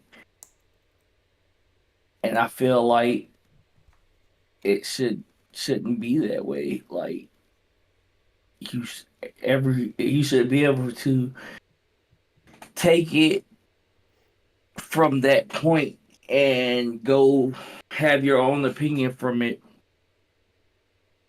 instead of having your opinion and then later on figuring out, okay, your opinion was actually wrong. Now you look like the bad guy when you could have had from the get go the full story of what happened. Yeah, flavor documentarian. I would really like to see a proper flavor documentary done, and I think Mixin Dog, or I think he's Mixin Horror now. Um, I think he's working on something like that. Yeah. He I mentioned seen that. somebody, it was a Um, YouTube channel that popped up that was like that, but I don't think they continued to do it. I think they I did remember that like one was video and then dropped it. I remember that was something that Low Effort Clips did way back at the start, is he did like a documentary on all the stuff, all the memes that showed up immediately. Hmm. But as for like everything that's happened over the past, is it 6 months now? Going on 7. 7? Yeah, there's been a lot that's happened since then. With like the actual flavor community, right? Hmm. And there's been a lot that's happened, especially with like things that people keep on referencing, like that one Lalame stream, right? Right. And that when I say that one Lalame stream, everybody knows what I'm talking about, right? So there's a lot of little events here and there, and little storylines that cross multiple streams, and it would be great to have it documented in a Yeah. documentary. um, and so if Dog's still working on that, if you're still working on that, I'd be happy to write down some of what I remember. um, Contribute some of the uh, like I've got some of the VODs downloaded that I don't think are still live. Hmm. I don't have all of them, but I've got some. So if somebody needs that for footage, I've got it. For some things, not everything, but some things. But that is I'll probably definitely try to what I would like work to see. out something once I get some of the stuff I have on my plate off my plate. By the way, Mix In Dog is really great. I've been chatting with him a bunch, and we've That been one trying who? to mix in dog. He's also mixing Oh War yeah, now yeah. too. Um, I've been trying to plan a collab with him too for a while, and it hasn't really lined up on my end. And yeah, I got to do a collab with him soon too.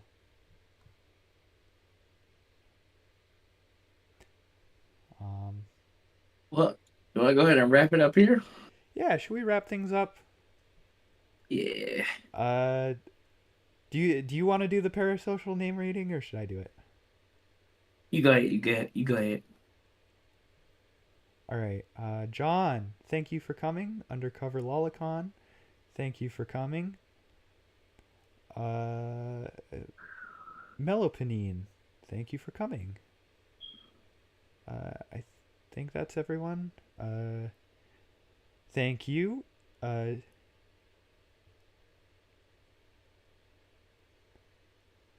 um, And thanks for having me on.